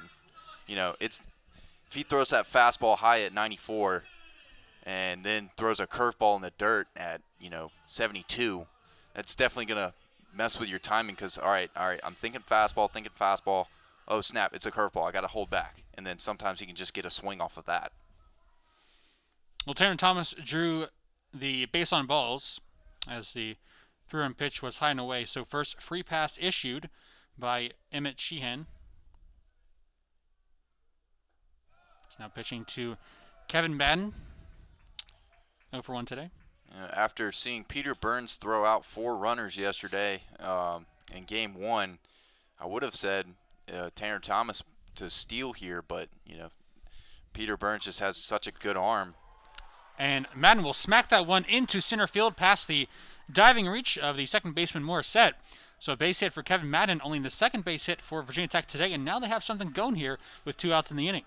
That's just like Game 1. Once again, they find themselves finally on base, but with 2 outs in the inning. Yeah. And Madden even said in the press conference yesterday that he felt that they couldn't get anything going because anytime that they were on base and kept getting hits was with 2 outs. And we're seeing the same exact thing today. And I believe that the hitting coach, Kurt Elbin, is going to be, keeping his eye on that and trying to get his guys into, 2 runners on, no out situations, which has led to success in the past watching this Virginia Tech team. Well, if the Hokies want to score in this inning, they're going to need some more 2-out lightning as Carson Jones steps to the plate. He is 0-for-1. Runners at first and second, 2 outs here. First pitch is in there, called strike, upper half of the zone. It almost looks like Roebuck, the home plate umpire, is poking someone really hard when he throws a strike. He kind of does it so emphatically. Well, Jones, the left-handed hitter, homered in the series finale against Pittsburgh. As he sees one, smacks it foul off the plate. It bounces harmlessly to the backstop. Really, Jones, a guy that's improved a lot since 2020. Improved the average last season, obviously a small sample size, but hit 118 last year, now 243 this season. And his slugging percentage a year ago was 176. That now is 405 in 2021. So he's seen massive improvements at the plate. He's also gotten a lot more at-bats this year after the injury to Brennan Reback earlier in the year. Here's the pitch. Swung on and missed. Another unsure swing, and that will set down Carson Jones. So again, Sheehan gives up a couple hits, a couple base runners, but it gets out of the inning with no runs crossing the plate. Boston College still with a 4-0 lead as we go to inning number 5 in a fast-moving contest here at English Field. Back in a moment here from 3304 Sports. Eagles go 2-3-4 as we begin the top of the 5th here in Blacksburg. Sal Frelick will lead things off for the Eagles. And one thing, Joey, we neglected to mention at the end of the last half inning, but some words exchanged from Kevin Madden and Emmett Sheehan on the mound, talking a little smack at the end of that inning. Yeah, as Sheehan was walking back to the dugout, Madden was standing on first, and they started to jaw at each other a little bit. Look for possibly a little rivalry mid-game between Sheehan and Kevin Madden. As Kevin, like I said in the break, Kevin Madden's really been the only Hokie hitter to get to Boston College throughout this series so far. Well, Simon Elliott flying behind 2-0 to Frelick, and the next one is off the mitt of the catcher, Dane Leonard. Goes all the way to the backstop, 3-0 to Freelick, who has scored a run today. Next pitch, fastball right down the middle for strike one called. You could hear that strike call from Roebuck. I love emphatic umpires. Like, I don't like the umpires that just go strike. Yeah. And this one is lined on the ground to the first baseman Rumfield. He fields it cleanly and steps over on the first base bag for the first out of the inning. And that's what you want if you're Simonelli right there. For a couple pitches, you get a ground out, one out to start the inning. And, he's given up a run in every inning but the top of the third. And I think he's looking for another donut on the scoreboard here in the top of the fifth. Well, that would certainly be ideal. Now, obviously, in yesterday's game, Peyton Alford got roughed up, gave up 6 earned runs in only 2 innings of work. But really, I thought Ryan Okuda was kind of the MVP of that game because he went 6 2/3 and got the Hokies into the 9th inning. Really did a nice job of saving those bullpen arms for the rest of the series. Here's the pitch to Morissette, the 3-hole hitter. 1 for 2 on the day with an RBI. Yeah, and going back to what you were saying about Ryan Okuda, the biggest thing that he did for Virginia Tech yesterday was eat up innings. Like, yes, he came in, but he also didn't give up any runs except for one, and it was a solo home run. But that's going to happen too. But for someone to come out of the inning and basically saved the rest of the Hokies bullpen for the latter of the series, it was key for Coach Ryan Fecteau. Here is the 1-1 is a strike called. So working ahead now is Simonelli. So far in the day, now 80 pitches. He has 4 strikeouts, 1 walk, 3 earned runs, and 4 hits allowed. Here's the 1-2. It's just low. Ball 2. Law of averages is brought up a lot, and, Virginia Tech has been an inconsistent team this season, along with Boston College. They're pretty much like the same archetype of the teams. It's even matchup between these two squads here, and Boston College has just shown out. Here's the payoff pitch, 3-2 from Simonelli. It's smacked foul down the right field side. And again, I reference the old quote from Bill Parcells, "You are what your record says you are." And in Tech's case, I think that's pretty accurate. They're 13-9 overall, so, pretty good, but just not that good. Again, the 3-2 pitch from Simonelli. It misses inside, and drawing the free pass is Morissette. Yeah, it seems like on any given day, either team could come out and best each other as far as, go hit for hit, shot for shot, as far as being able to put one team away. And Boston College has just done that early on in this game and in the series so far. Well, Tech came into this one ranked 23rd according to the D1Baseball.com poll, which is generally considered the gold standard for baseball polling. There's really 5 or 6 different polls that teams can use, but D1 Baseball is really the main one you see as they throw over to first base to keep the runner Morissette honest over there. They're 12th in Baseball America, which I think might be a little bit high, but also receiving votes in the USA Today coaches poll. So, a little bit of differentiation in terms of how people assess this team. And like I said, they're above average, but just not quite at that level yet. And part of that is because they just got so many young guys. It's kind of hard to really dominate your competition in a league as good as the ACC when you've just got such a young team. Yeah, they really need some experience. And honestly, the COVID-shortened season last year really helped them get that experience. They started off the season 11-5, which is actually really good. It was one of the better starts to the season in Tech baseball, the program history, since quite a while. Virginia Tech used to be looked at, as near the bottom of the ACC for many years. This one, it's going to be lofted foul as it hits right off the top of the press box here in that overhang and clangs down into the seating to become a souvenir. Did you bring your glove, Shelton? I did not, unfortunately. Me neither. Don't think I was getting that one anyway, though. But you never know. It's happened before.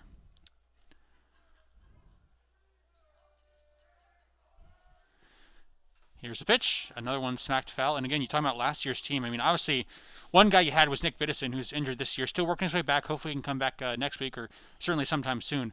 But also Ian Seymour. I mean, he got drafted and certainly one of the best pitchers this program has had in a while. But it's just so disappointing that COVID kind of ruined everything, because that was a pretty good team that kind of had the makings of a team that kind of could compete in the ACC Coastal. Yeah, they were a very good team, but also at the same time, they probably would have ended up like this year's team as far as the hot start and then kind of hit a wall. Here's the offering, and going around is Gold. He tried to check his swing but could not hold up on a ball in the dirt, and he sat down on strikes. I mean, they probably could have surprised a couple teams in a series. Like, they probably could have jumped a good Clemson team or just caught teams by surprise, basically. But, still lose the ones that they probably should, or lose some ones that they probably shouldn't have lost. But the program itself is on the up and up. First pitch to Jack Cunningham is fouled off the mitt of Leonard. And I certainly think there's something to be said, Joey, when you look at the characteristics of quality teams like, Vanderbilt, other teams that are at the top of the national rankings. You got to have a deep lineup, and you got to have a good bullpen and a deep bullpen. And right now, the Hokies just aren't there in really either of those categories in terms of the lineup and the pitching. Runner is going. Morissette, he is sliding in. Throw was high and away, so that'll be a stolen base for Morissette as he slides into second. And Fritz Genther saved at least another base or two by jumping way in front of that throw from Leonard, as Hurley and Cross were both coming in from the outfield, but that could have easily hit a gap and rolled a long way. Fifth stolen bag of the year for Morissette. He has not been thrown out attempting to steal a single time this year. Eagles do like to steal bases occasionally. Another one, it's going to be line foul. But going back to talking about last year, the experience that, players like Gavin Cross, Kevin Madden were able to have, with the shortened season. They were able to get, a little bit of taste of, okay, this is what's going to happen, but they didn't have to have the grind of, the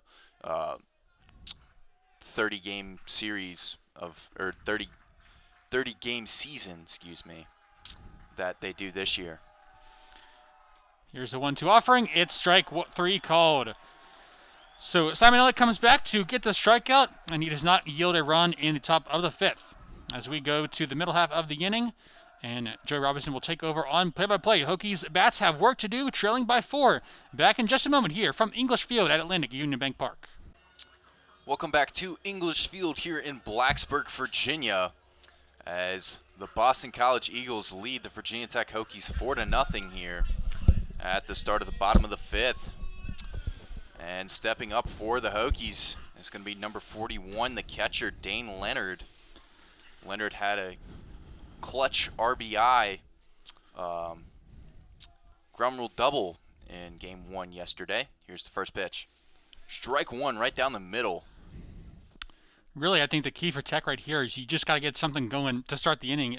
Really, the only base runners they've had in this game have been with 2 outs. So, obviously, in terms of, the potential for run scoring, you really want to get the hits going with 0 and 1 out, because you can't do it with 2 outs. Here's the 0-1, and that will be taken for ball 1.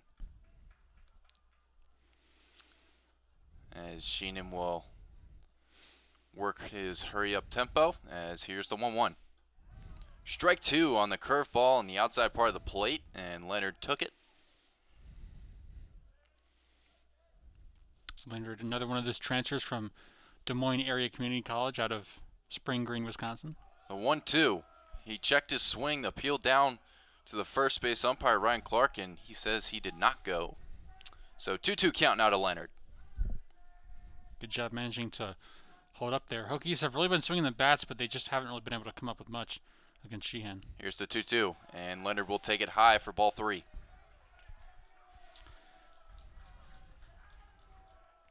And he will step back out, readjust himself. The full count to Leonard. Here's the pitch. Swing and a miss for strike 3 as he gets Leonard swinging at the high stuff once again for the first out.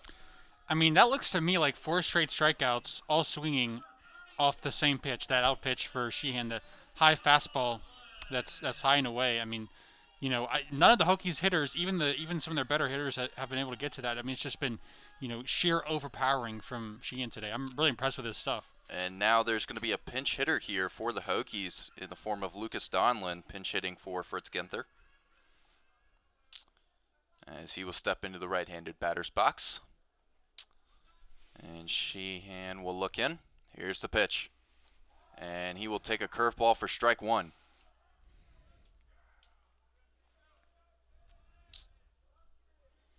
As Sheehan will get set. Here's the delivery. Swing and a miss for strike two.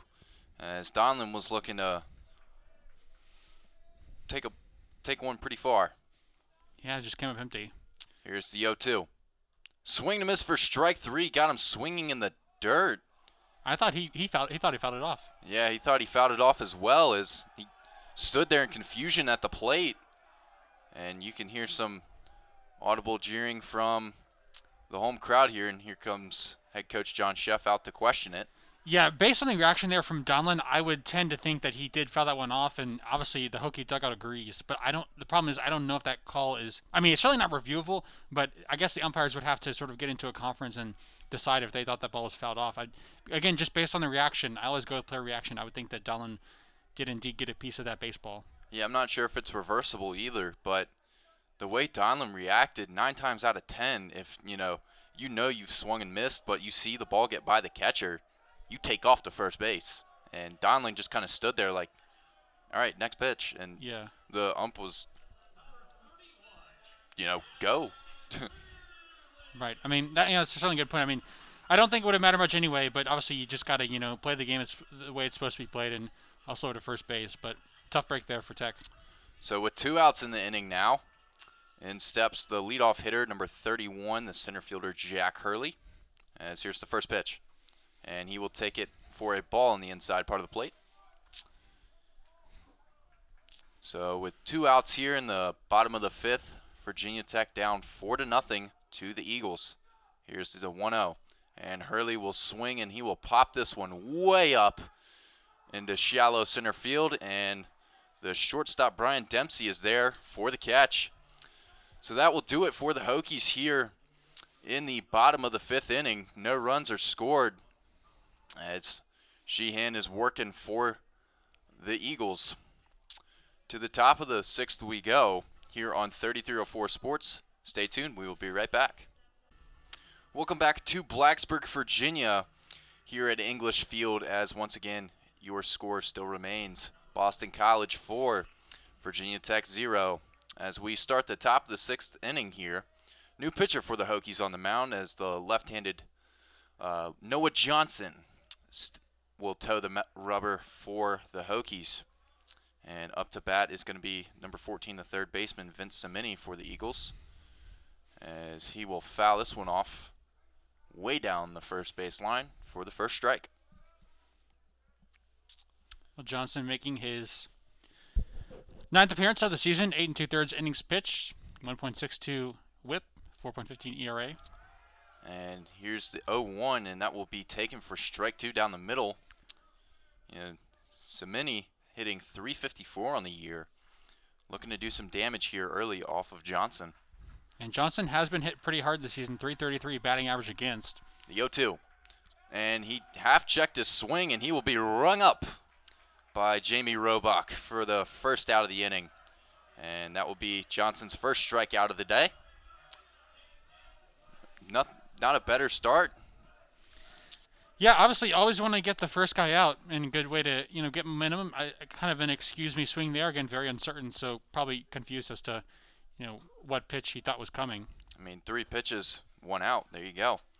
And in steps Cameron Leary, the left fielder for the Eagles, as he will take strike 1 right across the plate. Leary hitting .238 for Boston College out of the left-handed batter's box. Johnson will get set. Here's the 0-1. And Leary will take it for ball 1.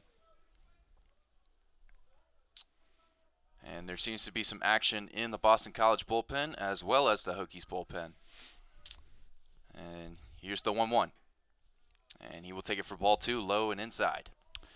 Well, we've seen before that pitching coach Ryan Fecto for Virginia Tech is no stranger to making pitching changes. So obviously Hokies have a pretty deep bullpen, and needless to say, if things go wrong, they got a lot of bullets to fire. Here's the 2-1. Swing and a miss for strike two as Leary was looking to hit that one all the way back to Chestnut Hill. I have to say, at this point, though, if Johnson keeps getting swings and misses like this, he's going to be in this game for a while. Looking very effective early on. So the 2-2 count to Leary. Here's the pitch from Johnson, and Leary will foul it off to reset and do it all again. Yeah, and that was the fastball high and tight at 90. So we're seeing Boston College hitters usually a little late to that fastball, just still trying to catch up. Maybe there's sort of an adjustment process that they have to go through. Well, the lefty-lefty matchup here favors Johnson on the mound as he will reset. Here's the 2-2 to Leary.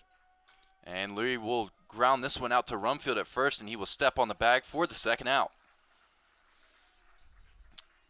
And that's what you call easy money there for TJ Rumfield, is just a slow grounder. Yeah, it kind of chopped a few feet in front of home plate, and he took a huge chop. And Rumfield obviously just had an easy can of corn there. Field the ball, step on the bag, second out.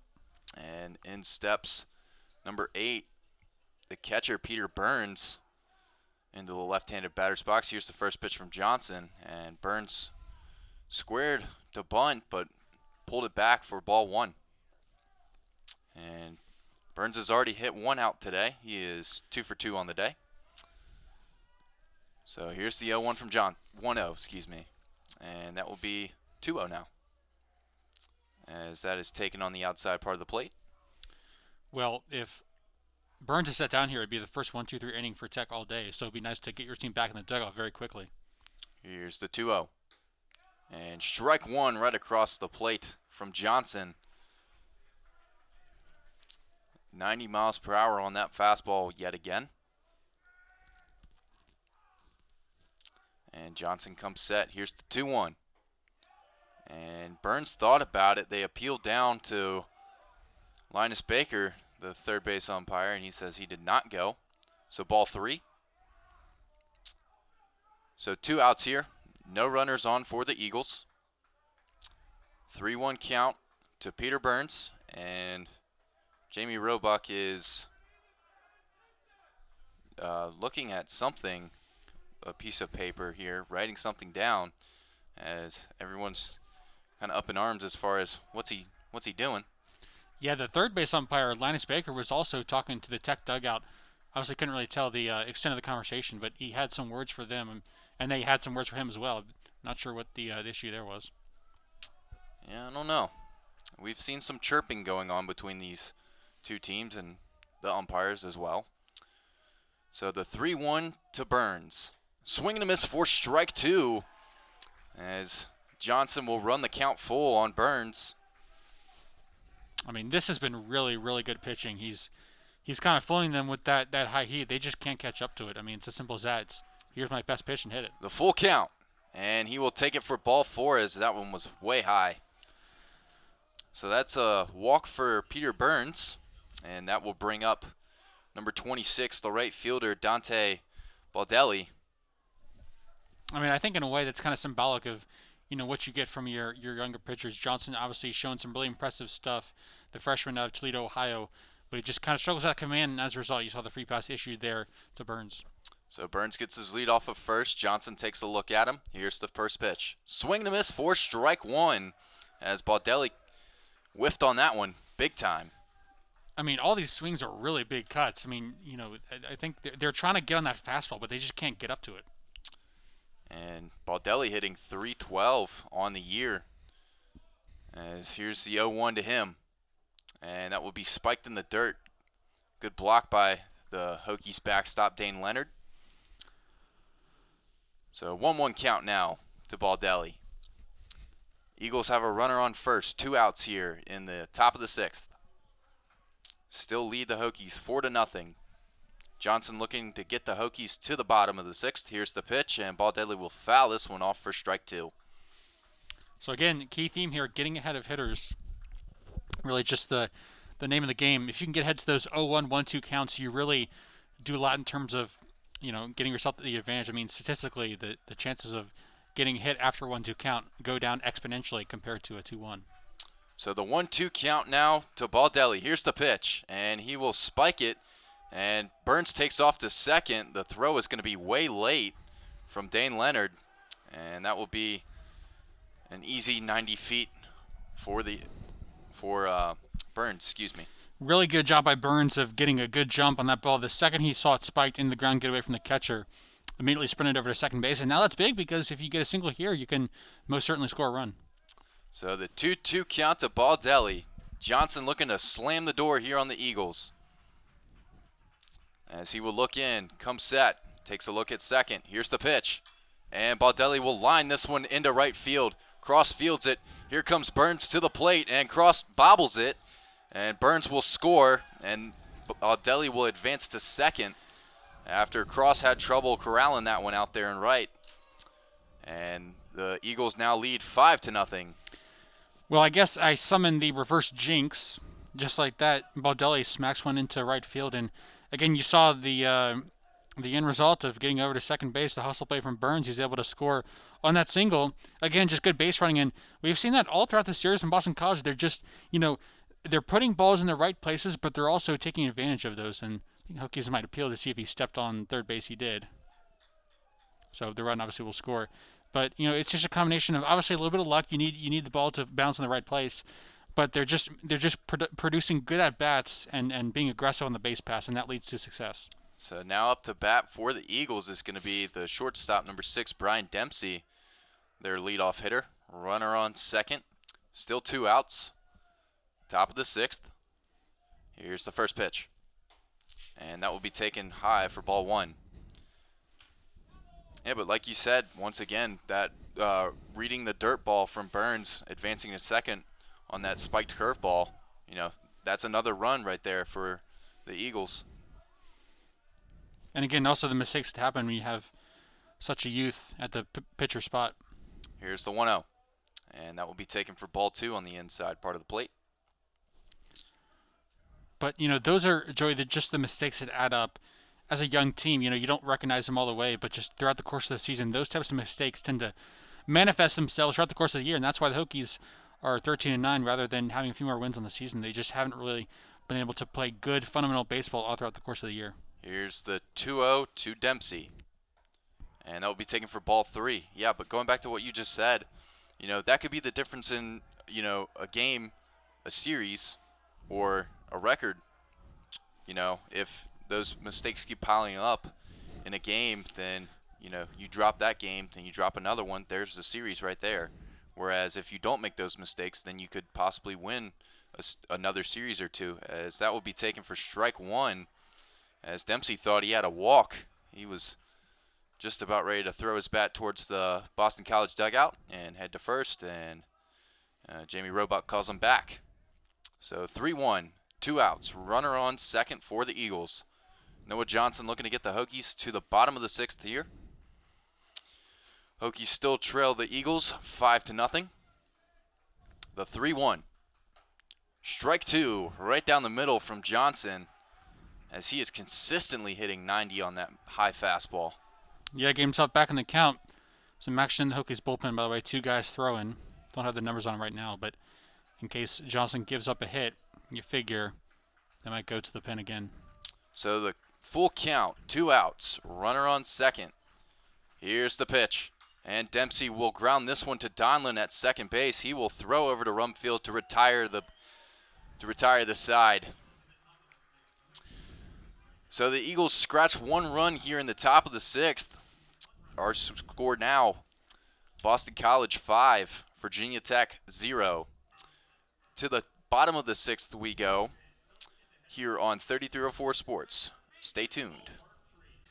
Welcome back to English Field here in Blacksburg, Virginia, as we are just about ready to start the bottom of the 6th inning here, as the Boston College Eagles still lead the Virginia Tech Hokies 5-0. And stepping in for the Hokies is going to be the shortstop, number 8, Tanner Shobel.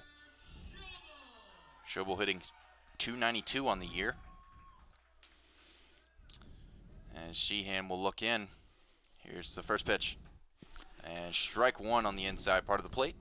And Shobel also has an 8-game hitting streak on the line, certainly in jeopardy right now. Obviously, he might have a couple more at-bats to get that hit, but certainly like to do that. Obviously not just for his personal success, but also for the team success. And Shobel will call time now, as Sheehan was taking quite a long time. As here's the 0-1. And strike two, same spot, same pitch to Shobel. As he will step back in. Sheehan looking for the punch out. Here's the 0-2. Swing and a miss for strike three. He got Shobel swinging at the high fastball once again for the first out. I mean, as long as that pitch is working, he's not going to stop throwing it. Like, that's his go-to pitch right there with 2 strikes. And I don't think there's been really a single Hokies hitter that's shown that they can lay off that ball, much less hit it. I think once again, the only person I could think of is the third baseman, Kevin Madden, as number 19, Gavin Cross, steps up to the plate, and he will take the first pitch way outside for ball one. As Madden had a pretty good hit into center field earlier. And Cross will take that pitch all the way, and it will be called a strike. And Cross is trying to communicate with Kurt Elbin, the base coach. As here's the 1-1, and that will be taken for another ball by Cross. And the third base coach over there, Kurt Elbin, is now talking pretty emphatically with Linus Baker, the third base umpire. And Roebuck now calls time, and Elbin and Baker are still going at it. Socially distanced, of course. Yeah, some sharpiness throughout this contest. So here's the 2-1 to Cross. Strike two, right down the middle. As now they have put the shift on him, as there is no one on third for the Eagles. So the 2-2. Swing and a miss for strike three, as Sheehan retires Gavin Cross on an outside fastball for the second out. And he has been absolutely stellar for the Eagles here today. 11 strikeouts in 5 2/3 innings of work. Only giving up 2 hits, 1 walk. And really, I think the key thing is that he's gotten better as the game's gone along. Looking at the past couple innings here, he's now gotten 4 consecutive strikeouts, all of them swinging. And looking back at the 4th inning, also had 3 in that inning as well. So 7 strikeouts now in the last 2+ innings of work. In steps TJ Rumfield, the first baseman for the Hokies, and he will take the first pitch for a strike. So Sheehan delivers. Here's the 0-1. And Rumfield will pop this one up. It will be foul, but can anyone get to it? And the catcher, Peter Burns, was under it, but could not corral it, as it will drop for a foul ball for strike 2. Again, that might have been a factor of the win. We saw that earlier in the first inning on that triple down the left field line that Carson Jones was unable to get a handle on. Thankfully for the Eagles, this one was foul, but the catcher there, Burns, just really at the last second there, I think he misjudged the ball and just kind of hit off his glove and bounced harmlessly to the turf. So the 0-2 to Rumfield, 2 outs here. Here's the pitch, and Rumfield will ground this one out to the shortstop, Dempsey. He will throw over to Cunningham to retire Rumfield and the Hokies here in the bottom of the 6th. No runs scored by Virginia Tech here. To the top of the 7th we go here on 3304 Sports. Welcome back to English Field here in Blacksburg, Virginia. As Shelton, we were just talking during the break, the Hokies bats have been eerily silent here today. Yeah, just nothing doing, and really, you can't fault the effort. I mean, they've been swinging at pitches. They just have not been able to get to those, especially the high heat. That fastball away from Sheehan has just been absolutely devastating. Really just nothing you could do about it other than just tip your cap and, next at bat, just try to keep working on it. But Sheehan really has gotten the best of Virginia Tech today, and we know this is a pretty decent lineup the Hokies have. But, sometimes I think the old saying is good pitching beats good hitting, and that's been the case today. So to the top of the 7th we go here. As here's the first pitch to Sal Frelick. He will ground this one out to Rumfield at first. Rumfield will step on the bag for the first out. And one pitch, one quick out here for Noah Johnson. That's what you want to see from your pitcher out of the bullpen. As now stepping up for the Eagles is going to be the second baseman, number 7, Cody Morset. He is 1 for 2 on the day, hitting .260 on the year. Here's the first pitch, and he will square to bunt, and Johnson will field this one and scoop it over to Rumfield at first, and on a bang-bang play, they call him out. And the Eagles dugout doesn't like the call, and now all 4 umpires are going to convene here at the mound, as they will most likely go to review for it. Yeah, that honestly, by my eye, again, untrained eye, I thought he was safe. I thought, the throw came in a little bit too slow. He tried to underhand it. Maybe he should have gone with the overhand, get a little there quicker. But that looks safe to me. But again, they'll probably go to review and confirm for sure.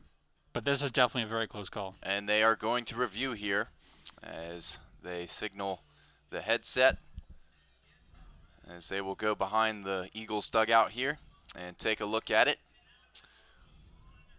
While they take a look at it, we will take a short break here on 3304 Sports. Stay tuned, as we will have the results of the review here very soon. Welcome back to English Field here in Blacksburg, Virginia, as here come the umpires out from the review, and we will have a call momentarily. And he is safe at first. Yeah, that's kind of what I suspected. I just thought that the decision by Johnson to shovel the ball underhanded was probably not the right one. Again, split-second call, but I just think based on how far the runner was getting down the line, you got to throw that overhand to get more speed on the ball. And now here comes the pitching coach, Ryan Fecto, out of the Hokies dugout, and I believe they will make a pitching change. And yep, they will. As that will be all for Noah Johnson here today. Johnson, one in the third inning here, gave up 2 hits, 1 run, that run being earned, 1 walk, and tallied 1 strikeout in 28 pitches. 17 of them were strikes. And they will convene on the mound here, as they will go to number 46, the right-hander, Griffin Green. So while Green warms up on the mound here for the Hokies, we are going to take a quick break. We will be right back here on 3304 Sports. Welcome back to English Field here in Blacksburg, Virginia, as the new pitcher on the mound for the Hokies, number 46, Griffin Green, toes the rubber. And stepping up for the Eagles at the plate is number 1, the designated hitter, Luke Gold. Runner on first for the Eagles. Here's the first pitch. And Griffin will spike a breaking ball for ball 1. So Green has only made 2 appearances on the season. The first one was against VCU back on March 10th. He gave up 4 earned runs in 1 2/3 innings of work, allowed 5 hits, 3 strikeouts, and no walks. And here's the 1-0. Gold checked his swing and awaiting a call. It is called a strike, so 1-1. And then his second appearance was a few days later against Florida State. That was in a loss. Pitched 1 inning, allowed 2 hits, although he didn't allow a run, 2 strikeouts. So a guy who's only made 2 appearances on the year, coming into a pretty, I wouldn't say a super tense situation, but you're down by 5. You still want to try to get back in the ball game. So the fact that Tech is going with a guy who's only made 2 appearances on the year is almost kind of signaling like they're waving the white flag a little bit. Maybe just get a young guy in with some work and maybe just hope the bats will show up tomorrow. Yeah, so the 2-1 count now to Gold. Runner on first for the Eagles. 1 out here in the top of the 7th. Eagles still lead 5-0 over the Hokies. Here's the pitch. And that will be taken for another ball, ball 3. So 3-1 count now to Gold. As there's more action in the Hokies bullpen. None in the Boston College bullpen. So the 3-1 to Gold. Here's the pitch. And strike 2 from Green. And Green kind of has a little wonky finish to his motion. He kind of like flicks his arm a little bit. Yeah, maybe something that gets the timing of the hitters off just a little bit. But just because he's young doesn't mean he can't perform effectively. The full count. Here's the pitch. And Gold will pop this one way up in the air. And that will be well foul. And they will reset and do it all again.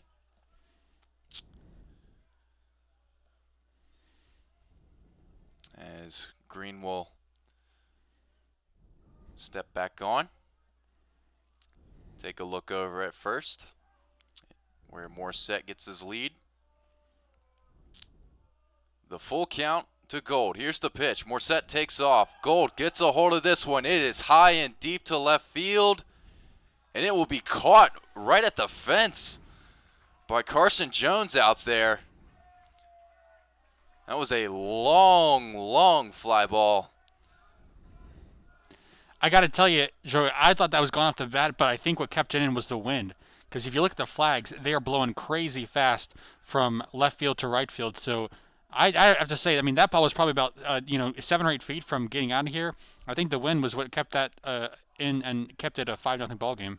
And Griffin Green is thanking Mother Nature right now, as that is now the second out here in the top of the 7th. So runners still on first for the Eagles, and stepping up is the first baseman, Jack Cunningham. Here's the pitch. He will ground this one through the infield, as Shobel couldn't get to it as he laid out for it, but it will be a single for Cunningham. Yeah, you certainly can't fault the effort there from Shobel. But, I mean, again, that's a situation where the shortstop is playing to the right of second base. You got to come all the way over to get that ground ball, and you just, weren't able to get in time. I mean, that's, not much you can do there. And that is about the third or fourth time that Boston College has beaten the defensive shift that the Hokies have put on. So, runner on first and second now, still 2 outs. Vince Cimini steps up for the Eagles, hitting .347 on the year. Green looking to get the Hokies to the bottom of the 7th. Takes a look at second. Here's the pitch. And strike one from Griffin Green. And obviously, analytics play such a huge part in the game of baseball today, particularly at the professional level. We see shifts pretty much all the time. It's like, most of the time, anytime a guy comes up to hit, he's going to see a shift. But obviously, that case, it didn't work, and sometimes it doesn't work. And you just got to play the percentages. You want to be able to reduce the chance of getting hit. So the 0-1 to Cimini. Here's the pitch, and he will check it, and they will, waiting for a call. I don't think he went around. Nope, they do call it a strike. Oh. Strike 2. Oh, my mistake. So the 0-2 now. Griffin Green looking to get the Hokies out of the top of the 7th here as he comes set. Here's the payoff pitch. And could not get the strike call on the outside part of the plate, as that will be the first ball 1. Couldn't get Jamie Roebuck to ring him up on that one. I mean, with 2 outs, that's big. You live to find another pitch and try to make it work here if you're Cimini. Especially if you're hitting .347 on the year. That too. So Green will look back in, as Morissette will get his lead off of second. Now Green will step off.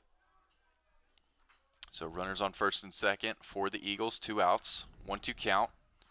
Still up 5-0 on the Hokies. And Green will come set. The payoff pitch. And he gets him, rings him up.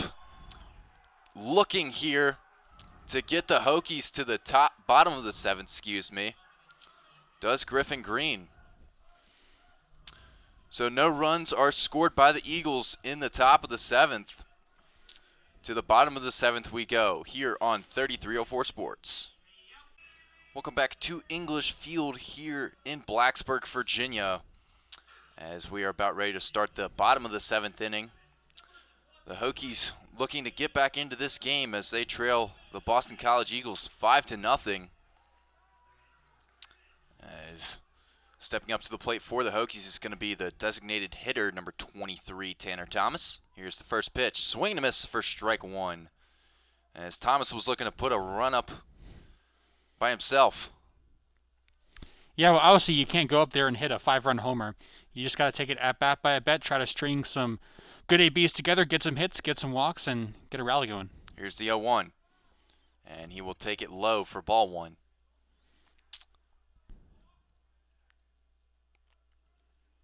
As he will step back out, now steps back in. Here's the 1-1 from Sheehan, and that will be called a strike on the outside part of the plate. Thomas looked back at Jamie Robach and asked, where was that really a strike? And Robach kind of shook his head like, yeah. So the 1-2 count to Thomas now. Here's the pitch, and that will be taken for ball 2 high. Sheehan's going to have a tough inning with Kevin Madden on deck and then Carson Jones in the hole. Pretty much part of the heart of this Hokies lineup.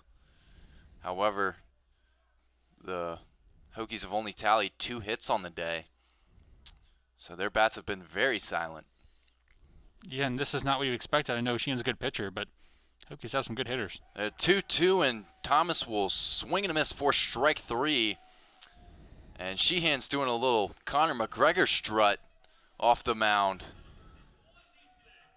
He knows he's getting the better of the Hokies here that is the first out of the inning, excuse me. Yeah, again, going back to that high cheddar, the out pitch. Hokies came into this one 4th in the ACC in batting average, 4th in runs, 4th in hits. And today, it's just been absolutely nothing. The only 2 hits are some seeing eye singles.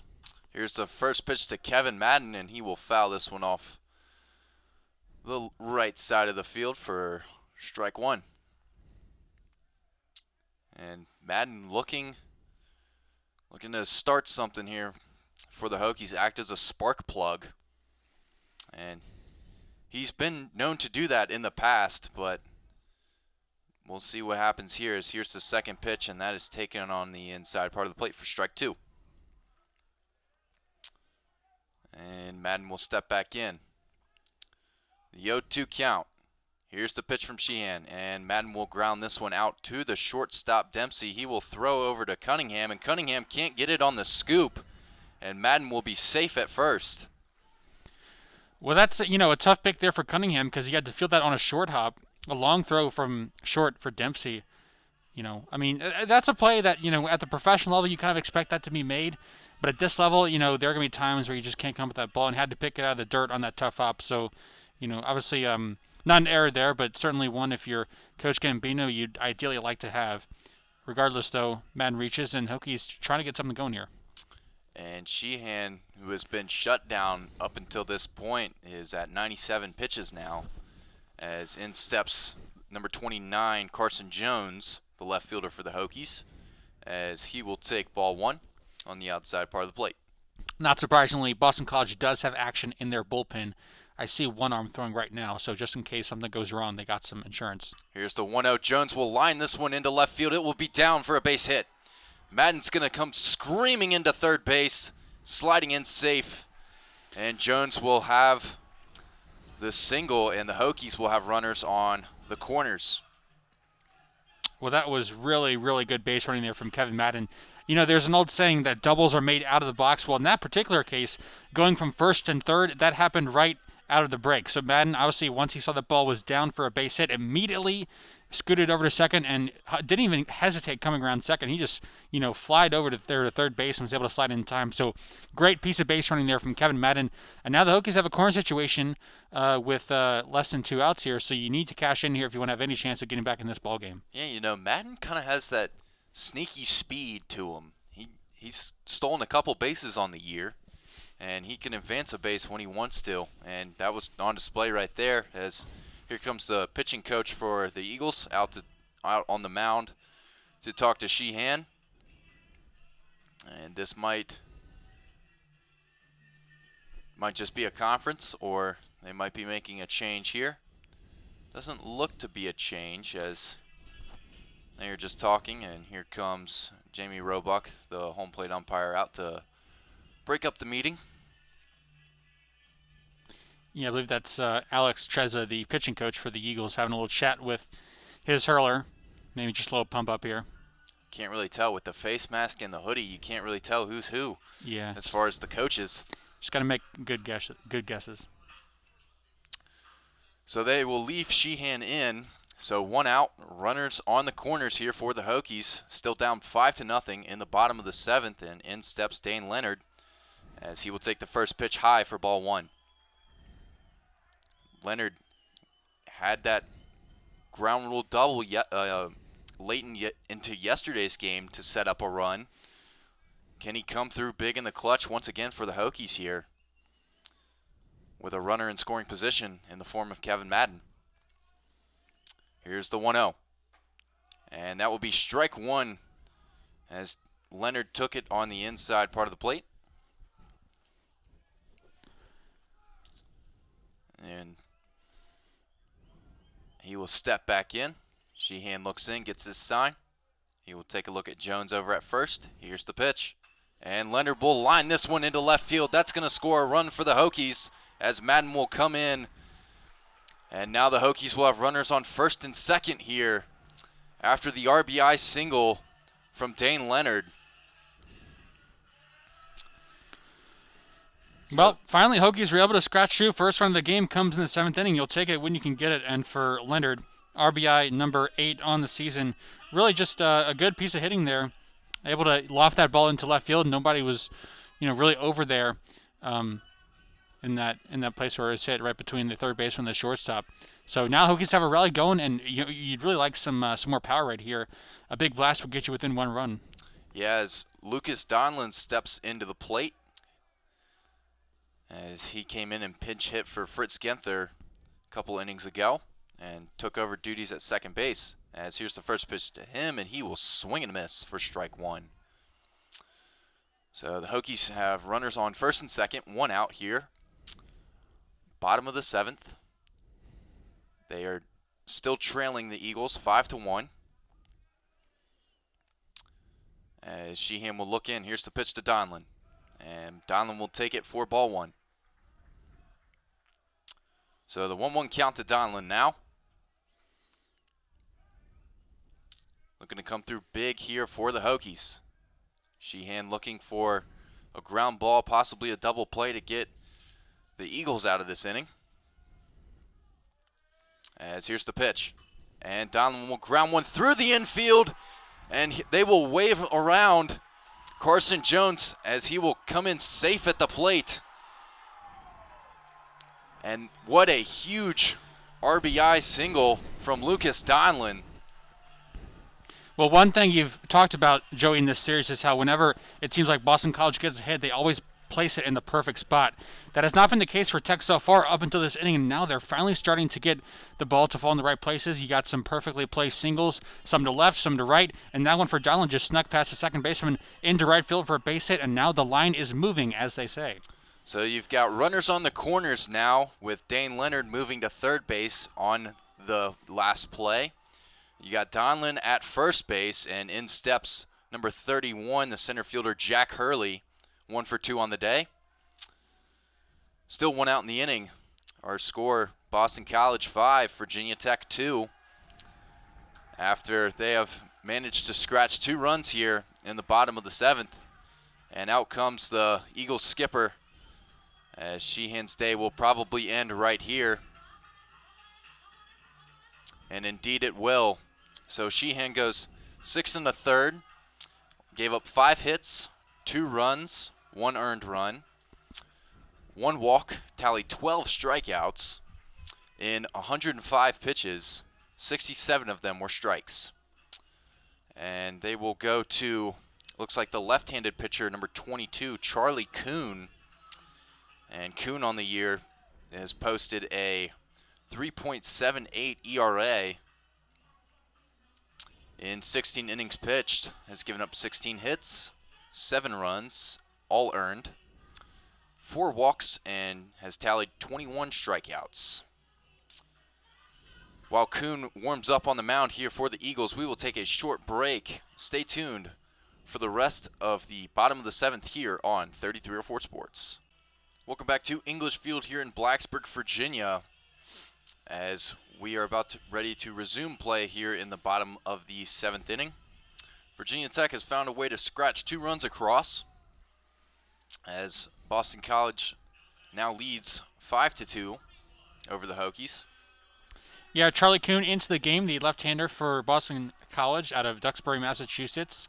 6 foot left-hander, freshman, wearing number 22 on the year, a 3.78 ERA in 16 2/3 innings pitched. And stepping up to the plate is number 31, Jack Hurley. Here's the first pitch, and he will foul this one off for strike 1. Now, Kuhn had a good start to the season, had 3 scoreless appearances to start the year, but since then he's been roughed up a little bit. He had a tough outing against Clemson and gave up 2 runs in 2 1/3. Also allowed 3 hits, though he did get 6 strikeouts, so it's kind of hit and miss for him. Some really good strikeout numbers, but he does get hit pretty hard. Here's the 0-1 to Hurley. Here's the pitch, and he will take it for strike 2 right down the middle. So runners on first and third here for the Hokies. 1 out, bottom of the 7th. Score is still 5-2. As Hurley looking to come through big here for the Hokies. Kuhn will look over at first. Here's the pitch. And Hurley will take it on the outside part of the plate. The Eagles dugout thought Jamie Roebuck was going to ring up Hurley there, but no dice.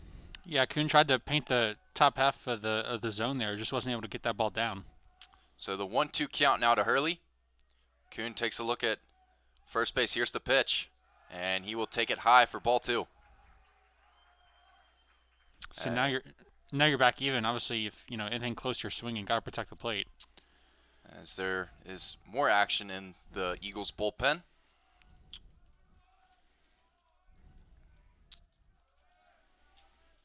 As Kuhn will look over to Donlin at first. Here's the 2-2. And Hurley will swing and a miss for strike 3. And that is a huge second out for the Eagles here in this inning. And now stepping up for the Hokies is going to be number 8, the shortstop, Tanner Shobel. 0 for 3 today, but could come through big here for the Hokies with a base knock. Yeah, I mean, Kuhn, we saw there, just such good stuff there with the off speed. I mean, he's right now 5th on the team in strikeouts, but the guys who are ahead of him have pitched way more innings. He's only pitched 16 2/3, now 17, and he has 22 strikeouts. That's a really good ratio. So Kuhn will come set once again. Take a look at Donlin over at first. Here's the first pitch, and Shobel will pop this one up right into shallow right field, and there to make the catch is going to be Cody Morset to end the bottom of the 7th. So the Hokies score 2 runs here in the bottom of the 7th. So our score now, Boston College 5, Virginia Tech 2. To the top of the 8th we go. Stay tuned here on 3304 Sports. Welcome back to English Field here in Blacksburg, Virginia, as we are about ready to start the top of the 8th inning. As Boston College Eagles still lead the Virginia Tech Hokies 5-2, but the Hokies offense was able to scratch 2 runs across in the bottom of the 7th.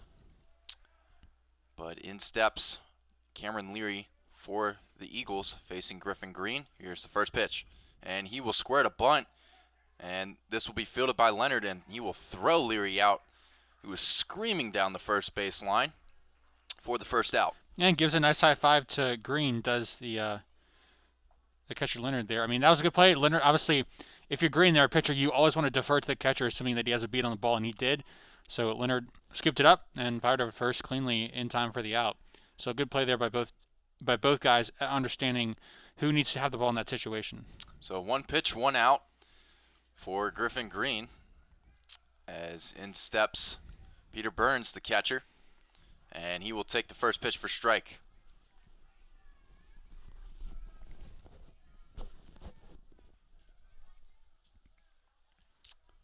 So the 0-1 to Burns. He is 2 for 2 on the day. Here's the pitch, and he will take that for ball 1 on the outside part of the plate at 92.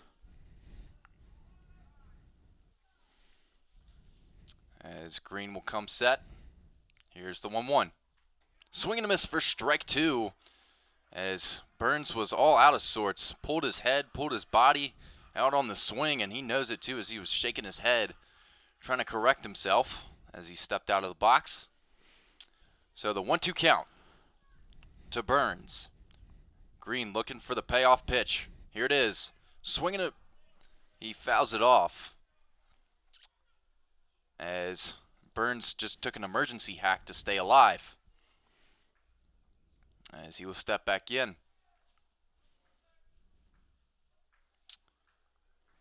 Green looking to sit him down. Here's the pitch. And thought about going, but held off, and it will be taken for ball 2. It looked like Jimmy Robick thought about calling that a strike for just a brief second in time, kind of stood up after it, but just a bit high for a ball. So the 2-2 count now to Burns. Here's the payoff pitch. Strike 3 as Griffin Green rings up Peter Burns for the second out here in the top of the 8th. And Burns does not like the call, voicing his displeasure with Jamie Roebuck on his way back to the dugout. So 2 outs now. Bases are clear as Griffin Green looking to get the Hokies to the bottom of the 8th with the score still 5-2. Here's the first pitch. Strike 1 to Dante Baldelli. Baldelli 1 for 3 on the day, hitting .321 on the year. The right fielder for the Eagles, as Green will step off. And we've gone Little League here as he called time to tie his shoe. It happens. As Green will come back onto the mound after the excellent shoe tying. As here's the 0-1. And ball outside. That might have been record time on that shoe. Yeah, I could not have done that. I struggle with that, but I mean, pressure's on. Everyone's watching you in the stadium. oh, it's super awkward. Here's the 1-1. And Baldelli will get a hold of this one. It is popped way up into center field. Hurley seems to be under it, and he will make the play for the third out. So the Eagles don't score any runs here in the top of the 8th. Our score still remains Boston College 5, Virginia Tech 2. To the bottom of the 8th we go here on 3304 Sports. Welcome back to English Field here in Blacksburg, Virginia, as we are about ready to start the bottom of the 8th inning. And stepping up for the Hokies is going to be number 19, Gavin Cross, hitting .357 on the season, but is 0 for 3 today. 3, 4, 5 hitters due up for Tech in this bottom of the 8th inning, so they figured this is where you got to do it if you want to make a comeback. As here's the first pitch from Kuhn, and Cross will take it on the outside part of the plate for ball 1. Obviously, it's never over till it's over, but if you can't score any runs here, then you make it a little bit more challenging if you're trying to get a rally going in the bottom of the 9th from the bottom part of your order. As Kuhn will reset, here's the 1-0. And that will be called a strike. Pretty much the exact same spot as they have been pitching Cross to the outside part of the plate all day today. So Gavin Cross looking to be a spark plug here for the Hokies offense. Here's the pitch. He will take it for ball 2. And yet again, there is a wide open space right down the third base line. All you have to do is lay down a bunt and you have a base hit, maybe even a double. But Gavin Cross insists on hitting. So here's the 2-1, and he will line this one out. What a diving play right there by Jack Cunningham. He tosses it to Kuhn, and Kuhn can't get a hold of it, and Cross will be safe at first. Well, that was a fantastic play all around by both sides, really. First, the diving stop by Cunningham had the wherewithal to get up quickly and flip over to the pitcher Kuhn.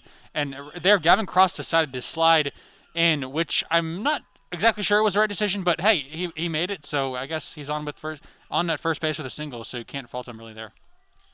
Yeah, normally you don't slide into first base, but when you're in a bind, sometimes it works, and it worked right there for Cross. And now stepping up for the Hokies is going to be the first baseman, TJ Rumfield, with a runner on first, no outs here. As here's the first pitch from Kuhn. And ball taken on the outside part of the plate. You know, the analytics say that actually running through the bag is faster than sliding into the bag, but I do think that in that particular situation, he was so close with Kuhn that he was also trying to avoid the tag, so going down made it easier to avoid that. And you're also sliding on turf. Here's the 1-0. Strike one. And Rumfield doesn't like the call. Yeah, but when you're sliding on turf, you slide a lot farther than you would in dirt or grass. So that also plays a factor. Right. And that's just part of, taking the context into the situation. So Cross gets his lead off of first. Here's the 1-1. And strike two on the outside part of the plate. Rumfield really doesn't like that call, as he's shaking his head as he steps out. Yeah, lefty on lefty matchup. You're trying to go inside, and yeah, Kuhn definitely has the advantage. So the 1-2. Swing and a miss for strike three, as Kuhn will sit down TJ Rumfield. And Rumfield will go back to the dugout discouraged, as that will be the first out here in the bottom of the eighth. I mean, honestly, this is a pretty uncharacteristic performance from Rumfield. 0 for 4 with 2 Ks. Obviously, in the first inning, he had that ball hit to center field where the center fielder Freeland made a diving catch, so kind of got robbed of a hit. But, outside of that, I mean, he really has not had anything going here. So it's a very rare that we see Rumfield struggle like this. And now time is called as Tanner Thomas steps into the plate, the designated hitter for the Hokies. He also bats left-handed, so lefty on lefty matchup once again. Here's the first pitch. Strike one on the outside corner. Kuhn really has that outside fastball working. Yeah, he does. And again, strikeout pitcher, obviously, so he's going to try to miss bats. And right now, Hokies just try to make some contact, because if you can get the ball in play, then good things usually will happen. So Kuhn takes a look at Cross. Here's the 0-1, and that quickly turns to 0-2 as Thomas swung and missed on that one big time. Yeah, trying to make it a one-run game there, but just came up empty. And so it will be 0-2 to Thomas here. One out, runner on first for the Hokies. Kuhn looking for the payoff pitch. And Thomas will take it on the outside corner for ball one. That was very, very close, just off the plate, as Kuhn tried to paint the corner, but Thomas manages to survive another pitch. And you could hear the Boston College dugout thinking they had the strikeout. The 1-2 count to Thomas. Thomas will hold off once again, 2-2. Deuce is wild, as Cross will get his lead off of first. Kuhn will take a look at him. Cross not really one to steal, or when he does decide to try and steal, he gets caught most of the time. So here's the 2-2, and they will throw over to first base. Cross back safely. Now, it's interesting you mentioned that, Joey. I was looking at the numbers last night and today. Tech has actually really struggled in terms of stealing bases. They're 18 of 33 as a team, and if you just look at the percentages, I mean, it's actually one of the the worst percentage in the country. They really just have not been able to steal bases effectively for whatever reason this year. So the 2-2 count to Thomas. Here's the pitch, and Thomas will take it for ball three, high and outside. And you would love nothing better if you're Virginia Tech to somehow get Thomas on base here and let the big stick of Kevin Madden come up to the plate. So the full count. Here's the pitch, and Thomas will take the walk. So 2 on now. The tying run comes to the plate. Still 1 out here in the bottom of the 8th. Hokies still trail 3 runs, 5-2 to the Eagles. And that's only the 3rd walk of the season for Thomas, so it's not something that he really does with any high degree of regularity. He's not a guy that tends to get a ton of free passes, but that was a pretty good bat. Worked a few pitches and managed to foul a couple off and draw the base on balls. And here comes the pitching coach out of the Eagles dugout. Yeah, it doesn't look like this is a pitching change. I think they're just going to have a little pep talk with Charlie Kuhn, their thrower right now. Yeah, probably telling him where not to put it. Right. As yesterday, flashback, Kevin Madden got a hold of one and absolutely hooked it over the left field wall for a solo shot. One of the only highlights from the Hokies offense yesterday. But he will be looking to do the exact same thing here. Yeah, most definitely. And again, you got the tying run at the plate. So in this situation, normally you'd say, well, just try to work a good at bat. But honestly, I wouldn't blame the hitter here, Madden, if he just tries to go yard and take a couple of big hacks, because you only got 4 outs to work with. So it's not like, this is the bottom of the second inning down by, 1 or 2 runs. I mean, you kind of have to score now. So I would not blame Madden at all if he just wants to take a couple of big hacks. And if you miss, you miss, but just try to take your chances. But the Hokies will also take any base hit anywhere. Yeah. Because they do have speed in the form of Gavin Cross and Tanner Thomas on the base paths. And now stepping into the right-handed batter's box is going to be the number 26, Kevin Madden, hitting .284 on the year, 1 for 3 today. Runners on first and second, 1 out here in the bottom of the 8th. Here's the first pitch. And Madden will take it on the inside part of the plate for strike 1. And obviously in this situation, you don't want to be too picky. If you see something you like, you got to swing at it. Because at this stage in the ball game, you figure that zone might expand just a tiny bit. What's going to be interesting here is Kuhn, has been working on the outside part of the plate for all hitters. Now, will he do that with Madden? And Madden will get a hold of this one. It will be foul, but in the right spot.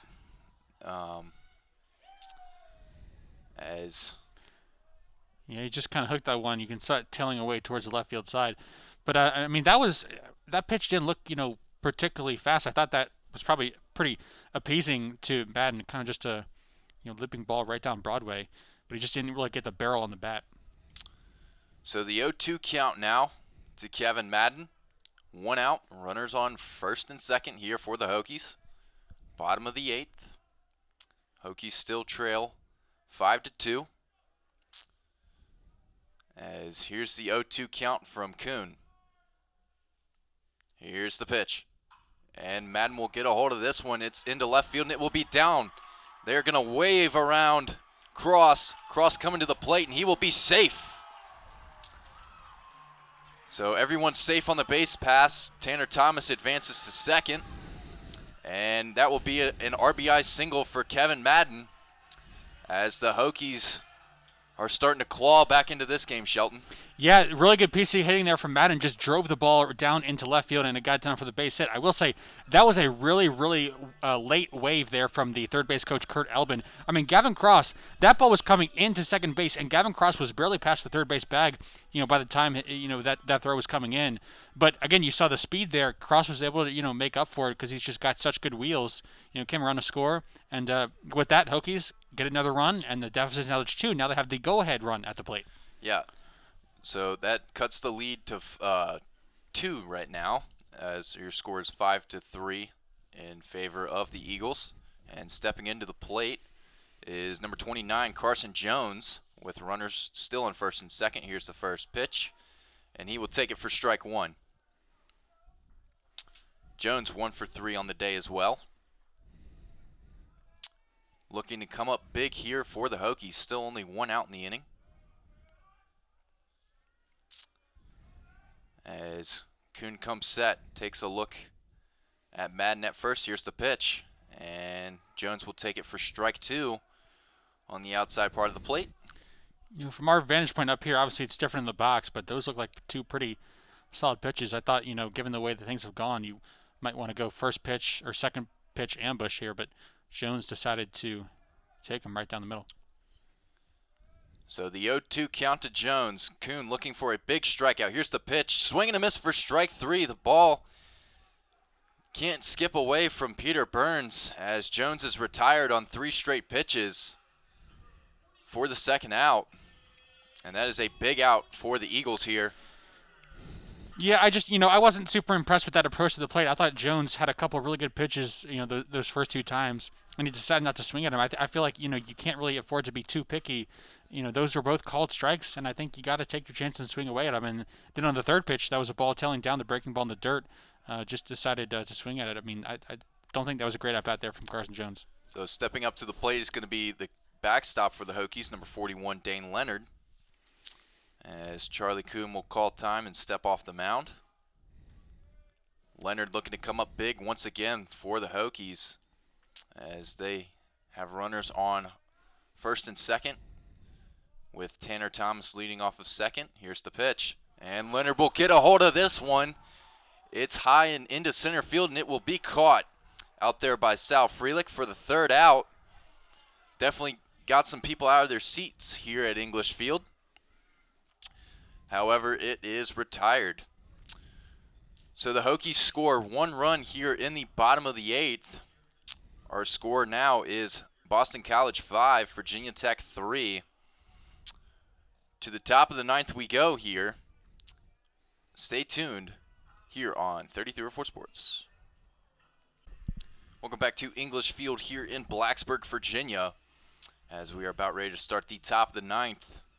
As the Hokies were able to scratch 1 run across in the bottom of the 8th, as it seems like their offense has woken up from its comatose state, as our score is now Boston College 5, Virginia Tech 3. Here's the first pitch from Griffin Green, and that will be fouled off by the leadoff hitter for the Eagles, Brian Dempsey.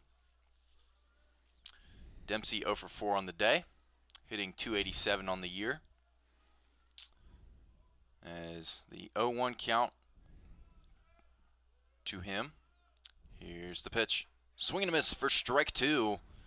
As Griffin Green came out of the bullpen and has pitched very well here for the Hokies. Yeah, really good. He's throwing strikes, getting ahead of hitters. I mean, this is a pretty solid performance, especially from a guy who's so young and inexperienced.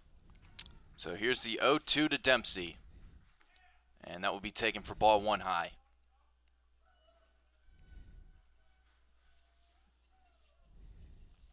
As Green will be looking for the strikeout pitch here. The 1-2. And Dempsey will foul this one way down the line and way foul. Dempsey's father, Dennis, also played basketball at Mount St. Mary's. So athletic blood runs in that family. So the 1-2 count to Dempsey. Here's the delivery from Green. And he will throw a throwaway pitch there on the outside part of the plate for ball 2. As there's even more action in the Boston College bullpen.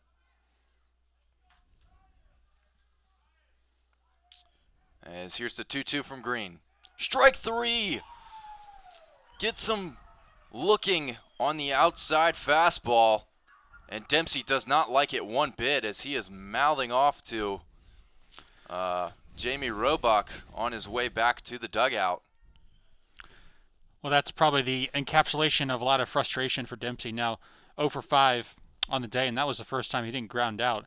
The previous 4 ABs were all via the ground ball. So that's the first out of the inning, as now stepping up to the plate for the Eagles is the center fielder Sal Freelick, who's been busy out there in center field.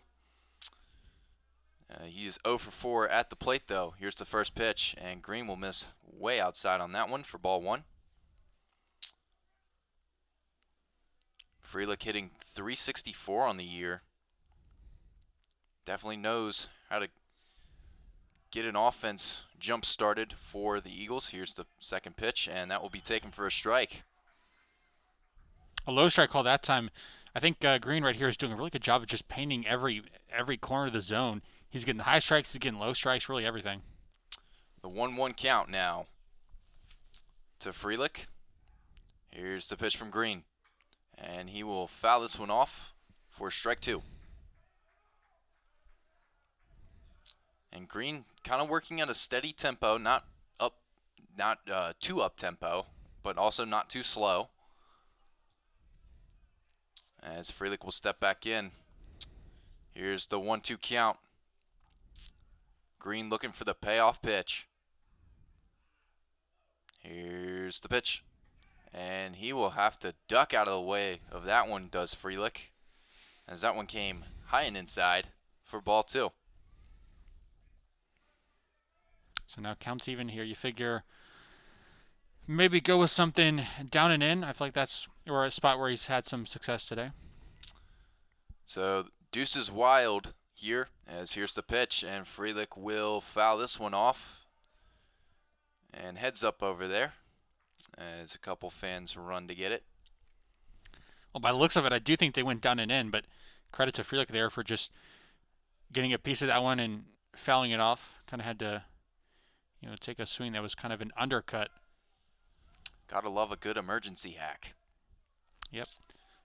Call that serious damage. The 2-2 count to Freelick. Green looking for the putout.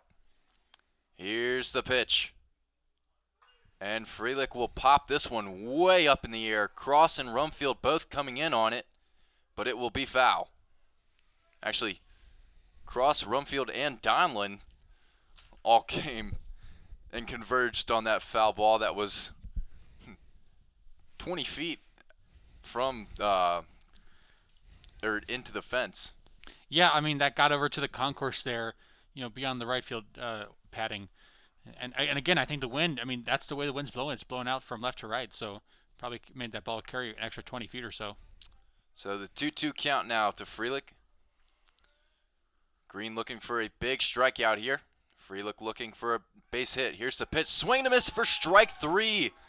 Sal Freelick strikes out here as Griffin Green is stalking around the mound, as that is the second out here in the top of the ninth.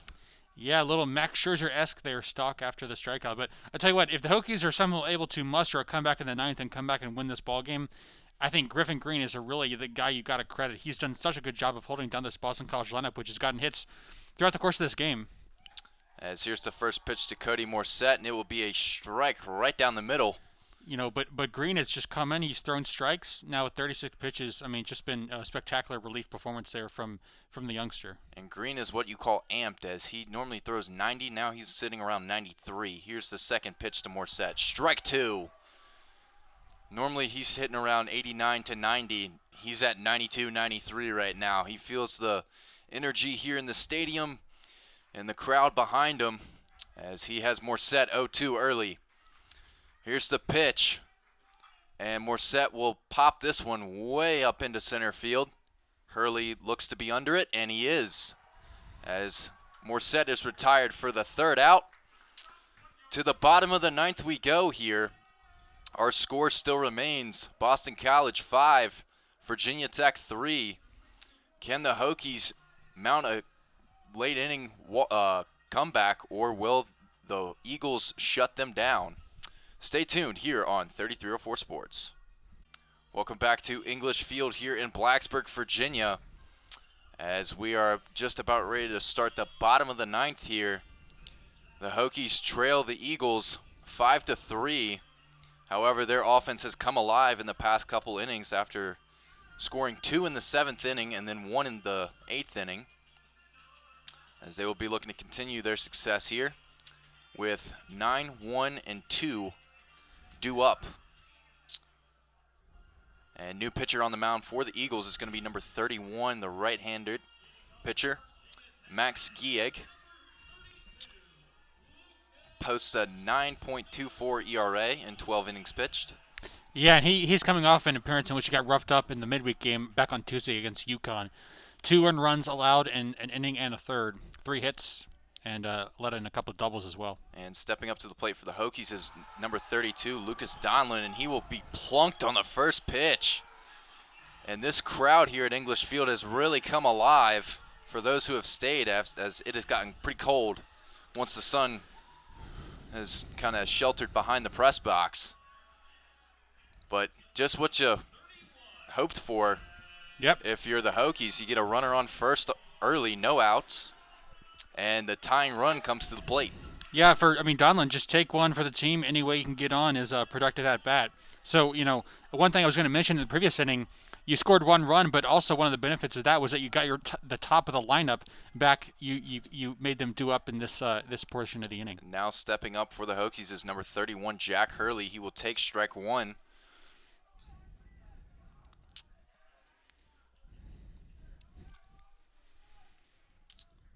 So Gieg will look in, now look back at Donlin at first. Here's the pitch. And Hurley will take that for ball 1. There is action in the Hokies bullpen. There's also action in the Boston College bullpen as well. As Gieg will take another look at Donlin at first. Here's the pitch. Swing and a miss for strike 2 as Jack Hurley couldn't connect on that one. Yeah, it looked like he was just a tad bit late there against some high cheddar. Obviously, defense right now for Boston College, the middle infield playing at infield, double play depth, excuse me. So obviously they're playing for that twin killing. He is at sitting around 94 on that fastball. Here's the 1-2 to Hurley, and he will ground this one as it could fall, and he is safe at first. As that was just kind of a slow roller right over the head of Gieg and fielded by Dempsey, but not in time as Jack Hurley gets aboard, and now the winning run will come to the plate in the form of Tanner Shobel. Again, these last few innings, Tech is finally getting those lucky hits to go their way. You know, that one was just a high chopper, and for Gieg there's just nothing you do. I mean, he tried to reach up and get it, but that was just hit in the exact perfect spot. There's just no way you can get that ball if you're the pitcher there. And Coach Sheff is out of the dugout and is saying something to the third base coach, Kurt Elbin. And Elbin is giving some signals to Donlin. As Shobel will step up to the plate in a big spot here. No outs. Runners on first and second for the Hokies. Bottom 9. Trailing the Eagles by 2.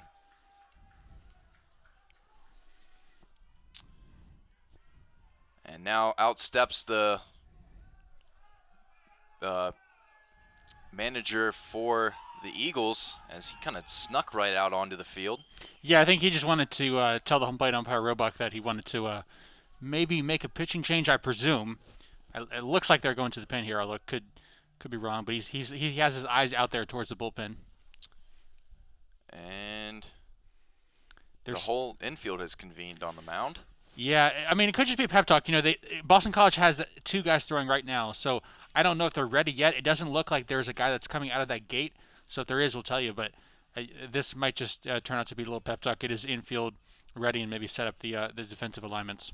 You know, you've heard of icing the kicker in football, but could this be icing the batter in Tanner Shobel as far as, you know, I'm going to call timeout, let you think about how big of a spot you're hitting in right now. Right, but I mean, maybe it has a reverse effect. Maybe you get the pitcher a little bit amped up, and because I feel like the pressure right now it's on Boston College. You know, Tech right now has got the rally going. They got the crowd behind them. I feel like if you're BC, the pressure's on you to execute and make your pitches. And you can hear this English Field crowd is going nuts down there.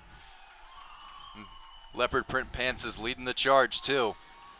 As Gieg will look in, and Shobel looking to come up big for the Hokies. Here's the first pitch. Strike 1 right across the plate at 94. As Shobel will get signs from Elbin over there at third. And he will step back into the batter's box. Gieg looks back in. Here's the 0-1 to Shobel. And he will miss for ball 1 as that is low and outside. Tell you what, that was an amazing pick there from the catcher Burns. I mean, that was a real tough hop. He just snagged that out of the turf. He has definitely made some athletic plays, has Burns. So the 1-1 count now to Shobel. Runners on first and second for the Hokies. No outs. Bottom 9, still down 2. Here's the pitch.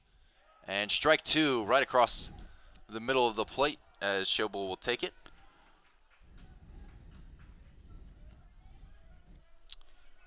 And Gieg looking for a huge out number 1 here. Shobel looking to stay alive.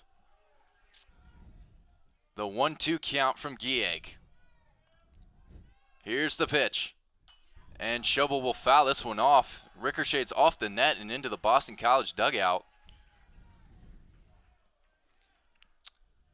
So the count will stay the same, 1-2. As Shobel is looking to put up a fight here.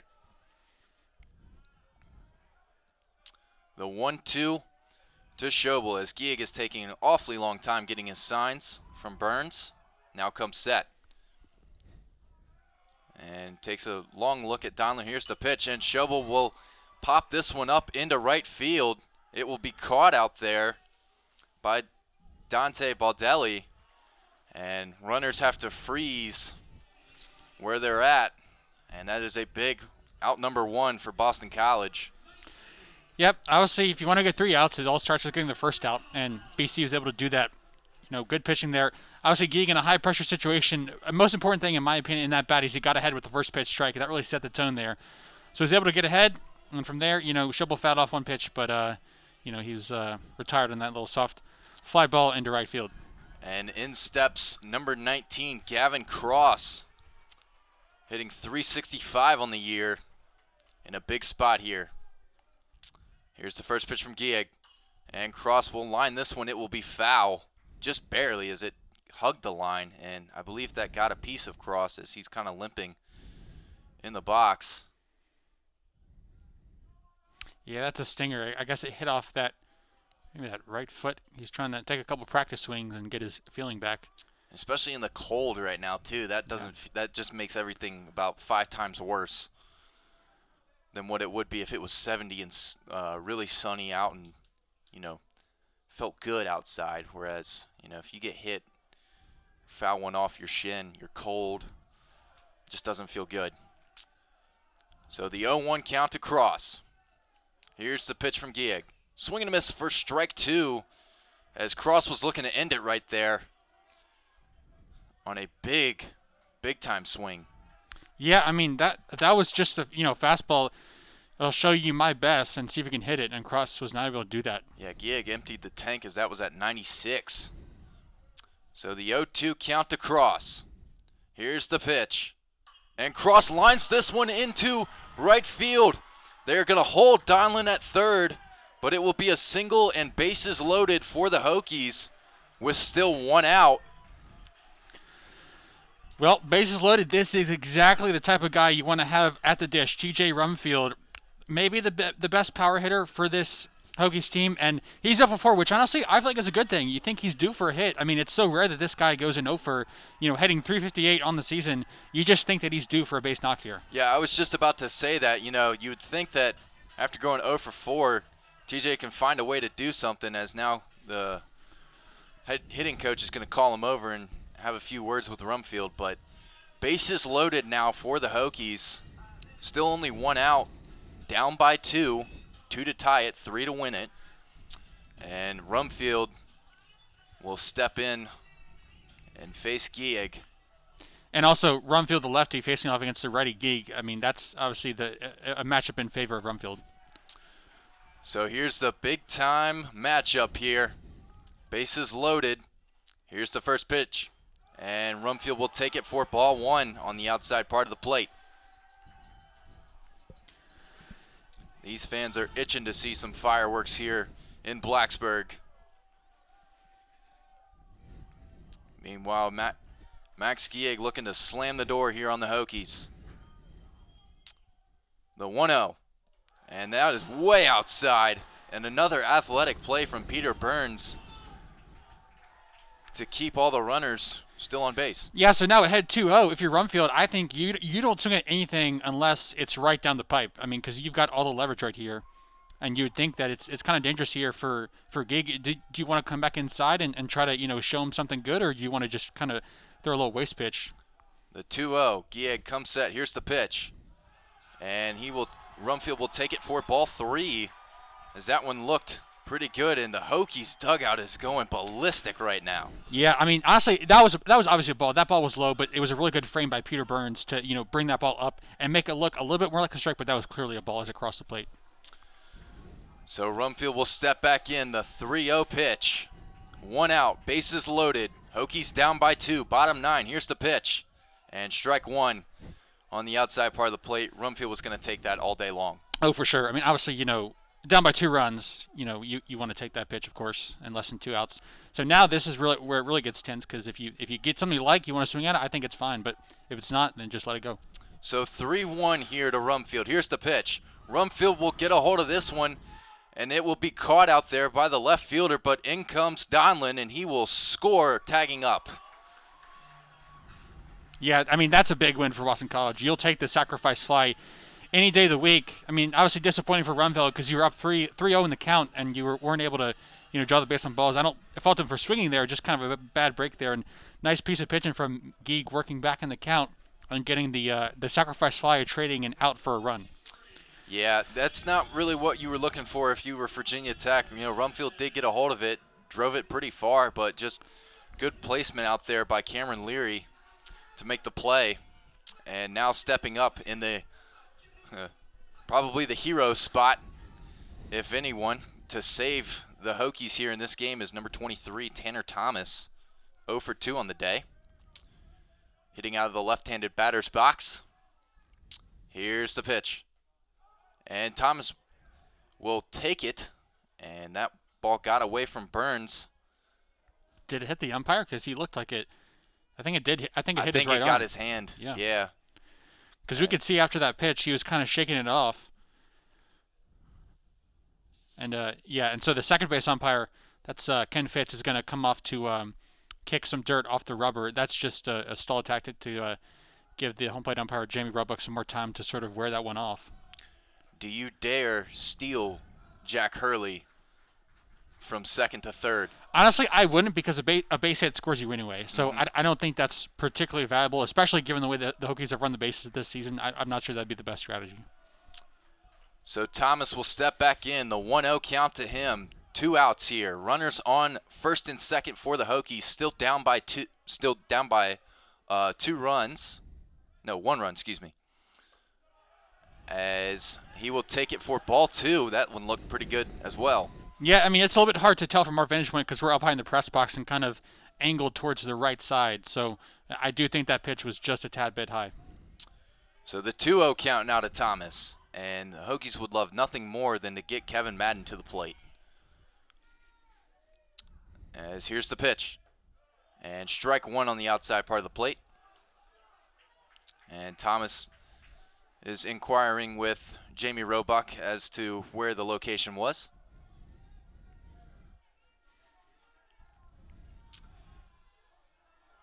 So runners on first and second here for the Hokies. Down by 1 run. Here's the pitch. Swing and a miss for strike 2. As Tanner Thomas is about to give all these Hokies fans a heart attack. Yeah, down to your last pitch. Obviously, if it's close, you swing. Anything near the plate, you got to protect. Cardiac game here. So 2-2 count, 2 outs. Runners on first and second. Here's the pitch. And taken for ball 3 does Thomas. Big pitch, huge pitch coming up as that fastball was outside at 96. Gieg looks in, looking to shut down the comeback attempt. Here's the pitch, and Thomas will take it for ball 4. Bases loaded with none other than number 26, Kevin Madden, stepping up to the dish. I mean, for Tanner Thomas to get 2 walks in a game, coming into the year, he only had, I think, 2 on the entire season. I mean, that's really impressive, and just great job, great patience. He got the count to 2-2, and you're thinking if it's close, you swing, but those pitches were just high and away. Really, I mean, it wasn't even that hard of a decision to lay off. Those were not even close to the zone. And Kevin Madden steps up to the plate. Bases loaded, 2 outs. Hokies down by 1. He already has 1 walk-off hit on the season versus VCU. Here's the first pitch, and he will take it for a strike inside. Shaking his head. He did not like that call on that one. Or maybe just didn't like the pitch. So Gieg will look back in. Madden looking to be a hero here. Here's the 0-1. And Madden will take it inside for ball 1. And obviously, if you're Hurley on third, you are 100% on a high alert. If that ball gets away from the catcher, you are sprinting towards home. Hurley can fly, too. As Coach Sheff is still standing out in the shadows on the field. It says something to the base coach, Kurt Albin. So the 1-1 count to Madden. Gieg will come set. Here's the pitch. And Madden will line this one through the infield. In comes to scores Hurley. Here comes the throw to the plate. Cross will slide in safe, and the Hokies walk it off in the bottom of the 9th. Wow! Kevin Madden comes through in the clutch once again for the Hokies as they are running after him. Inner Sandman blares on the speakers here at English Field. And what a comeback win for the Hokies. Amazing piece of hitting there from Kevin Madden. Exactly the guy you want to play in that type of situation. Just fights off the pitch. He fists it to the right side. It gets past the second baseman, Morissette, into right field, and coming around to score on the play is Jackson Hurley and Gavin Cross. Amazing piece of hitting there. And really, you just got to credit the Hokies. They were down 5-0 in this game, came all the way back. They just chipped away. It wasn't like homers. It wasn't big blasts. They were just chipping. They extended at bats. They kept the line moving. Really just an amazing performance from the Hokies in these last 3 innings. And that is one thing that Virginia Tech does so well, is come back into games. Early on in the season, they were down 6-1 to the Carolina Tar Heels, and they were able to come back into that game. So really, no deficit is too great for these Hokies as they find ways to keep scoring runs late into ball games, and just leading to more wins as Kevin Madden once again coming through in the clutch. As this crowd went ballistic when that ball got through the infield. Now, what can Boston College do tomorrow to come out and regroup after, giving up a walk-off run? Yeah, I mean, it's just a gut punch. You're up 5-0. You feel like you kind of got this one, but there's really nothing you can do other than just realize that tomorrow's a new day. The sun's gonna rise again, and you just gotta sleep it off and come back ready to play. Baseball's a game. You got 50 games a season, so you're gonna have some tough losses. You'll have some great wins like the Hokies did here today. But you just got to understand there's ups and downs, and you can't get too high or too low after a single game. You just got to keep on moving. And as for the Hokies, what can they do tomorrow to come back out and, secure the series win in the rubber match? Yeah, well, the good thing for the Hokies is that, unless I am mistaken, they should have Shane Conley going tomorrow, depending on, obviously the status of Gerard. But I think, they just want to use this momentum to sort of propel them into the next game and, just take the philosophy of what they did in these last 3 innings, having good at-bats, extending pitches, fouling off balls, and just kind of, keeping the line moving and keeping the rally going, that kind of philosophy, bring that into the next game and just use that momentum as a boost to try to take this series because they have an opportunity to win 2 out of 3 when it looked like you might have lost 2 out of 3 or even gotten swept. I mean, you and I were sitting here thinking in the bottom of the 6th inning when Virginia Tech went donut once again, the Hokies are dead in the water. There were 2 hits at that point in the game. There was no chance that we thought of them coming back. And lo and behold, what happens? They find ways to get runners on base using walks and well-placed base hits. And they were able to do the same thing in the bottom of the 9th, and then Kevin Madden once again comes up huge for the Hokies with the walk-off hit. Yeah, and I like to mention, his second walk-off hit of the season had one against VCU, so a guy that really knows how to deliver in the clutch. So that is going to do it for our post-game coverage here in Blacksburg. Your final score after the walk-off, Virginia Tech 6, Boston College 5. Game 3 of this series will be tomorrow at 1 o'clock here at English Field. Until next time, so long from Blacksburg.